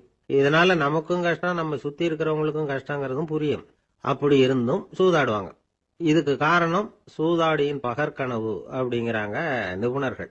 இந்த நிலைமைக்கு கட்டாய சூதாட்டம் அல்லது நிர்பந்த சூதாட்டம் அப்படின்னு பேர் வச்சிருக்கிறாங்க. இப்படிப்பட்ட ஆசாமி இருக்கிறது பூரா விட்டுருவான், கடன் வாங்குவான், திருடுவான். இருந்தாலும் என்னைக்காவது ஒரு நாள் ஜெயிச்சிருவேன் அப்படின்னு சொல்லிக்கிட்டே இருப்பான். விட்டதை எடுத்துருவேங்கிற ஒரு நம்பிக்கை சுடர் அவனுக்குள்ள எரிஞ்சுக்கிட்டே இருக்கும். இவனை மனநோயாளி அப்படின்னு சொல்லிட முடியாதான். என்ன காரணம்னா, இது மாதிரி ஆளுங்க கிட்ட மன போராட்டமோ கவலையோ பதட்டமோ இருக்கிறது இல்ல. சில விசேஷமான குணங்கள் இவங்க கிட்ட உண்டு. எதிர்ப்பு உணர்ச்சி, சிறுபிள்ளைத்தனம், சட்ட திட்டங்களையும் சம்பிரதாயங்களையும் உட தெரியாத மனப்போக்கு, பொறுப்பில்லாத தன்மை, நெறிதவறி நடக்கிறது எல்லாம் இவங்க கிட்ட உண்டு. ஆனா வெளிப்பார்வைக்கு ரொம்ப சிநேகமா இருப்பாங்க, அன்பா இருப்பாங்க. அப்படி இருக்கிறதாக காட்டிக்குவாங்க. ஆதாயம், சுயலாபம் இதெல்லாம் கருதி தான் பழகுவாங்க. இவங்க கேட்கறப்ப நாம பணம் கொடுக்கலன்னு வச்சுக்கோங்க, நம்மளை கை விட்டுருவாங்க. நம்ம மேல அபாண்டமா பழி சுமத்துறது கூட தயங்க மாட்டாங்க. தங்களுடைய சூதாட்ட நடவடிக்கைகளுக்கு சாதகமான காரணங்களை சொல்லிட்டு இருப்பாங்க. நீ வேணும்னா பாரு, ஒரே நாள்ல நான் இழந்ததையெல்லாம் மீட்டு லட்சாதிபதி ஆறனா இல்லையா பாரு அப்படிம்பாங்க. தோத்து போறத ஒரு படிப்பினையா இவங்க எடுத்துக்கிறதே இல்லை. தோத்து போறதுலேயே இவங்களுக்கு ஒரு அலாதியான சுகம். தனக்குத்தானே துன்பத்தை வரவழைச்சுக்கிட்டு இன்பம் அடையறதுக்கு தன்வதை சுகம் அப்படின்னு பேர். இவங்கெல்லாம் அந்த ரகம். சில பேர் எப்படி தெரியுமா, மந்திர எண்ணங்களை வரவழைச்சிக்கிறது, சூதாடுறதுக்காக ஆபீஸ்ல கையாடல் பண்றது, அடுத்தவங்க கிட்ட இருந்து திருடுறது. இந்த மந்திர எண்ணம் தீவிரமாச்சுன்னா ஒரு மாதிரியா பேச ஆரம்பிச்சிருவாங்க. தோல்விதான் சார் வெற்றிக்கு முதல் படியும்பாங்க. தன்னால பகடக்காய்களையும் குதிரை ஓட்டிகளையும், அதாவது இந்த ஜாக்கிகள், அதெல்லாம் கட்டுப்படுத்த முடியுங்கிற பித்து நிலைக்கு இவங்கெல்லாம் தள்ளப்பட்டுருவாங்க. சில சூதாடிகள் ஆராய்ச்சி பார்த்ததுல என்ன தெரிய வந்தது தெரியுமா, அவங்கெல்லாம் குழந்தை பருவத்துல அன்புக்காக ஏங்கினவங்களாம், புறக்கணிக்கப்பட்டவங்களாம், உதவிகளை பெற முடியாதவங்க, இப்படிலாம் இருந்திருக்கிறாங்க. இவங்க வளர வளர மற்றவங்க சௌகரியம் பற்றி அக்கறை இல்லாதவங்களா ஆயிடுறாங்க. அதிர்ஷ்ட தேவதை தன்னோட இருக்கிறாங்க அப்படிங்கிற அசையாத நம்பிக்கை இவங்களுக்கு. இவங்களை திருத்துறது ரொம்ப கஷ்டம். அதனால பந்தயம், சூதாட்டம் இது மாதிரியான விஷயங்களை விட்டு விலகியே இருக்கிறது தான் நமக்கு நல்லது. ஒரு ஆள் சொன்னான், என்னுடைய குதிரை வேகமா ஓடுறதுக்கு என்ன வழி அப்படின்னு கால்நடை மருத்துவர்கிட்ட யோசனை கேட்டேன். அவர் ஒரு பாட்டில் நிறைய மாத்திரைகளை கொடுத்து தினம் 2 மாத்திரை வீதமா கொடுக்க சொன்னார். முதல் நாள் 2 மாத்திரையை கொடுத்துட்டு அது மேலே ஏறி உட்கார்றதுக்கு போனேன். அவ்வளவுதான். அதுக்குள்ள அது அம்பு மாதிரி பாஞ்சு ஓடி போச்சு. நான் இன்னும் உட்காரவே இல்லை, அதுக்குள்ள பாஞ்சு ஓடி போச்சு அப்படின்னா. அடடா, அப்புறம் நீங்க என்ன பண்ணீங்க அப்படின்னு கேட்டாங்க. என்ன பண்றது, மீதி மாத்திரை பூராவே நான் முழுங்கி விட்டு அதுக்கப்புறம் துரத்தி பிடிச்சி அது மேலே ஏறி உட்கார்ந்தேன் அப்படின்னா அவன். ஒரு ஊர்ல ஒரு மன்னன் இருந்தான், கொடுங்கோல் மன்னன். நிறைய தொந்தரவு பண்ணிட்டு இருந்தான். அவன் ஒரு தடவை என்ன பண்ணான் தெரியுமா? ஒரு தப்பும் பண்ணாத ஒரு இளைஞனை பிடிச்சி ஜெயிலில் அடைச்சுட்டான். அந்த பையனோட சொந்தக்காரங்கள்லாம் ராஜா கிட்ட போனாங்க. அவன் ஒரு தவறும் பண்ணல, அவனை விடுதலை பண்ணுங்க அப்படின்னு கெஞ்சி கேட்டுக்கிட்டாங்க. மன்னன் யோசனை பண்ணான். அந்த இளைஞனை கூப்பிட்டுக்கிட்டு வர சொன்னான். அவனை கொண்டாந்து ராஜா முன்னாடி நிறுத்தினாங்க. இதை பாருப்பா, உன்னை நான் விடுதலை பண்ணுவேன், ஆனா ஒரு கண்டிஷன். அந்த நிபந்தனையை நீ நிறைவேற்றினா உனக்கு விடுதலை அப்படின்னா மன்னன். சரின்னு ஒத்துக்கிட்டான் பையன். மன்னன் கண்டிஷன் என்னங்கிறத சொன்னான். உங்ககிட்ட ஒரு செம்மறி ஆட்டை கொடுக்க போறேன். 1 மாசத்துக்கு அதுக்கு தேவையான தீனியையும் கொடுக்க போறேன். 1 மாசம் கழிச்சு அந்த ஆட்டை எடை போட்டு பார்ப்பேன். அந்த ஆட்டின் எடை கொஞ்சம் கூட கூடி இருக்கக்கூடாது. எடை கூடி இருந்தா உனக்கு விடுதலை கிடையாது. என்ன சொல்ற அப்படின்னா. பையனுக்கு ஒன்றும் புரியல, பயமா போயிட்டுது. குழம்பிக்கிட்டே நின்றுகிட்டு இருக்கிறான். சரி, ஒரு நாள் டைம் தரேன், நல்லா யோசனை பண்ணி பார்த்துட்டு நாளைக்கு உன் முடிவை சொல்லு அப்படின்னா மன்னன். பையன் கவலையோட வெளியில வந்தான். அங்க ஒரு பெரியவர் நின்றுகிட்டு இருந்தார். அவர்கிட்ட விஷயத்த சொன்னான். அந்த பெரியவர் இந்த பையனுக்கு காதோட காதா ஒரு வழியை சொல்லி கொடுத்தார். அதை கேட்டதும் பையன் மறுபடியும் மன்னன் முன்னாடி நின்னா. உங்க நிபந்தனையை ஏத்துக்கிறேன்னு சொன்னான். மன்னன் ஒரு ஆட்டுக்குட்டியையும் அதுக்கு 1 மாசத்துக்கு தேவைப்படுற தீவனத்தையும் கொடுக்கும்படியா உத்தரவு போட்டான். கொடுத்தாங்க, ஓடிட்டு போயிட்டான். 1 மாசம் தினமும் தவறாம அந்த தீவனத்தை ஆட்டுக்குட்டிக்கு போட்டுக்கிட்டு இருக்கிறான். 1 மாசம் கழிச்சு அந்த ஆட்டை அரண்மனைக்கு ஓட்டிக்கிட்டு போனான். மன்னன் அதை எடை போட்டு பார்க்கறான். எடை கூடவே இல்லை, அப்படியே தான் இருக்குது. உடனே போட்ட நிபந்தனைப்படி அந்த இளைஞனை விடுதலை பண்ணிவிட்டான். சரி, ஆட்டுக்கு எடை கூடாம இருக்கிறதுக்கு அந்த பெரியவர் சொல்லி கொடுத்த யோசனை என்ன அப்படின்னா, அது வேற ஒண்ணும் இல்லை. அந்த ஆட்டுக்கு எதிரில் அது கண்ணுல படுற மாதிரி ஒரு ஓநாயை கட்டி போட சொன்னார். அவ்வளவுதான். ஆட்டுக்கு ஓநாய்ங்கிறது பிறவி பகை. ஓநாயை பார்த்தா ஆடு நடுங்க ஆரம்பிச்சிரும், அவ்வளவு பயம். தினமும் அந்த ஆடு பயந்துகிட்டே தீனி சாப்பிடுது, எடை கூடல. அதுதான் ரகசியம். இது சின்ன பிள்ளைங்களுக்கான ஒரு கதை. இதுல இருந்து தெரிஞ்சுக்க வேண்டிய உண்மை என்னன்னா, நாமெல்லாம் சாப்பிடுறப்ப மனசும் உடம்பும் அமைதியா இருக்கணும். அப்பதான் அது உடம்புல ஒட்டும். அவசரத்திலையும் பயத்திலையும் சாப்பிட்டா அது சரியா ஜீரணம் ஆகாது. இன்னொரு ராஜா இருந்தார். அவரும் ஒரு இளைஞனை ஜெயிலில் அடைச்சு விட்டார். விடுதலை பண்ணணும்னா ஒரு கண்டிஷன்னார். என்னன்னு கேட்டான். ஒரு ஆட்டுக்குட்டியை அவன் முன்னாடி கொண்டாந்து நிறுத்துவேன், நீ அதுகிட்ட ஒரு கேள்வி கேட்கணும், அதுக்கு சரியான பதிலை சொல்லணும். அப்படி செஞ்சுட்டா உனக்கு விடுதலைன்னார். இளைஞன் யோசனை பண்ணி பார்த்தான். சரின்னு ஒத்துக்கிட்டான். அது பிரகாரமே ஆட்டுக்குட்டிய பதில் சொல்ல வச்சுட்டான். என்ன நடந்தது தெரியுமா? ஆட்டுக்குட்டியை கொண்டாந்து நிறுத்தினாங்க. இவன் மெதுவா அதுகிட்ட போனான். அது காதுகிட்ட போய் ஏப்ரலுக்கு அடுத்த மாசம் என்ன மாசம்னு கேட்டான். அது உடனே மேன்னு கத்திச்சு. இவன் விடுதலை ஆயிட்டு. இந்த உலகமே ஒரு நாடக மேடை, நாம எல்லாரும் நடிகர்கள். இது ஞானிகள் சொல்றது. இது ஒரு பக்கம் இருக்கட்டும். இந்த உலகத்துக்குள்ள எத்தனையோ நாடக மேடைகள், எத்தனையோ நடிகர்கள், எத்தனையோ நாடகங்கள். இதெல்லாம் எப்படி ஆரம்பமாச்சு? அதுதான் இன்னைக்கு தகவல். அதாவது ஆதி மனிதன் பேச ஆரம்பிக்கிறதுக்கு முன்னாடி சைகையாலேயே எல்லாத்தையும் சொல்லிட்டு இருந்தான். அதனால அப்பவே நடிப்பு ஆரம்பமாயிட்டுது. முதல்ல ஒரு வேட்டையத்தான் அவன் நடிச்சு காட்டியிருப்பான். இவன் எப்படி போனான், எதிரில் மிருகம் எப்படி வந்தது, அதோட எப்படி சண்டை போட்டான், எப்படி அடிச்சு கொண்டுகிட்டு வந்தான், இதை அப்படியே மற்றவங்களுக்கு நடிச்சு காட்டியிருப்பான். ஏன்னா மொழி கிடையாது. இந்த காலத்துல எல்லாம் நாடகங்களில் நடிக்கிறவங்கள நடிகர்கள்ங்கிறோம். ஒரு காலத்தில் இவங்களுக்கு என்ன பேர் தெரியுமா? திஸ்பியர்கள் அப்படின்னு பேராம். இதுக்கு காரணம் உண்டு. அதாவது 2000 வருஷத்துக்கு முன்னாடி கிரீஸ் நாட்டில் திசிபியஸ் அப்படின்னு ஒரு ஆள் இருந்தான். அவன் ஒரு பெரிய நாடக கலைஞன். அவன் சில இளைஞர்களை சேர்த்துக்கிட்டான், பயிற்சி கொடுத்தான், நாடக குழுவை உருவாக்கினான். நடிகர்களையும் நாடகத்துக்கு தேவையான பொருள்களையும் ஏற்றிக்கிட்டு போகிறதுக்கு ஒரு வண்டியையும் தயார் பண்ணான். அந்த வண்டியிலேயே அவன் கிரேக்க நாடு பூராவும் சுற்றினான். ஊர் ஊராக நாடகம் போட்டான். ஒரு ஊருக்கு போனதும் அங்கே நாடகம் நடத்த தியேட்டர் இருக்கா அப்படிங்கலாம் பார்க்கறது இல்லை அவன். ஏன்னா அப்போலாம் தியேட்டர்னா என்னென்ன தெரியாது. நாடகம்னா அது ஒரு மூடிய கொட்டைக்குள்ளே தான் நடத்தணுங்கிறது அப்போ யாருக்குமே தோணலை. இந்த வண்டி போகும், அதுவே ஒரு பகுதி அப்படியே ஒரு மேடை மாதிரி விரிச்சுக்கும். அதில் ஏறி நின்றுக்கிட்டு நாடகத்தை நடித்து காட்டுவாங்களாம். மக்கள்லாம் எதிரில் தரையில் உட்காந்து அதை பார்த்துக்கிட்டு இருக்கிறது. உலகத்தின் முதல் நடமாடும் தியேட்டர் இதுதானா. இந்த திசைபிஎஸ் தான் முதலாக உலகத்தில் நாடகம்ங்கிற பொழுதுபோக்கை நடத்தி காட்டினவன் அப்படின்னு சொல்கிறாங்க. அவன் சொந்தமாக நாடகம் எழுதுனா, நடித்தான், நாடகத்தை இயக்கினான். அதனால தான் அவனை first man of the theatre அப்படின்னு சொல்லுவாங்க. அவன் தான் நாடக மேடையின் முன்னோடி. கிரேக்கர் காலத்திலேயே நாடக ஆசிரியர்கள், நடிகர்கள், ரசிகர்கள் இவங்கெல்லாம் உருவாயிட்டாங்களாம். நாடகத்தின் சரித்திரத்தில் இந்த 3 பிரிவும் ரொம்ப முக்கியம். அதாவது கிரேக்க தியேட்டர்கள்லாம் திறந்த வெளி மேடைகள் தான். பெரும்பாலும் மலைச்சரிவுகள், அதுவே படிப்படியாக பண்ணியிருப்பாங்க. கீழே அரைவட்ட வடிவில் மேடை, அதுக்கு ஆர்கெஸ்ட்ரான்னு பேர். பிற்காலத்தில் இதில் உட்காந்து இசைக்குழுவினர் வாய்ச்சதுனால இசைக்குழுவுக்கே ஆர்கெஸ்ட்ராங்கிற பேர் வந்துட்டுது. இப்போ கிரேக்க தியேட்டர்களில் ஒன்று, அதோட காலம் கிமு 340. அதை இன்னமும் பாதுகாத்து வச்சிருக்கிறாங்களாம். எபிடாரஸ் அப்படிங்கிற இடத்துல அது இருக்குதான். இன்னமும் அந்த தியேட்டரை பயன்படுத்திக்கிட்டு வர்றாங்களாம். சிறந்த கிரேக்க நாடகங்கள்லாம் அங்கே நடிக்கிறாங்களாம். ஆரம்ப காலத்திலேயே கட்டணம் கிடையாது. அப்புறம் பின்னாடி தான் நுழைவு கட்டணம்லாம் அப்படியே வந்துட்டு தான். நடிகர்கள் பளபளப்பான ஆடைகள் உடுத்தியிருப்பாங்களாம். இந்த குதிகால் உயர்ந்த காலணிகள் போட்டிருப்பாங்களாம். இதெல்லாம் பழைய குறிப்புகள். பலவிதமான உருவங்களில் மாஸ்க் அப்படின்னு சொல்லப்படுற முகமூடி. அதனால் ஒரே நடிகர் பல வேடங்களில் நடிக்கிறது உண்டான். ஆரம்பத்தில் பெண் நடிகர்கள் கிடையாது, எல்லாம் ஆண் நடிகர்கள் தான். ரோமானியர்கள் தான் முதல் நிரந்தர நாடக மேடையை கட்டினவங்க. அதுதான் முதல் தியேட்டர். கிமு 1048 காலகட்டத்தில் பாம்பிங்கிற நகரத்தில் அதை கட்டியிருக்கிறாங்களாம்.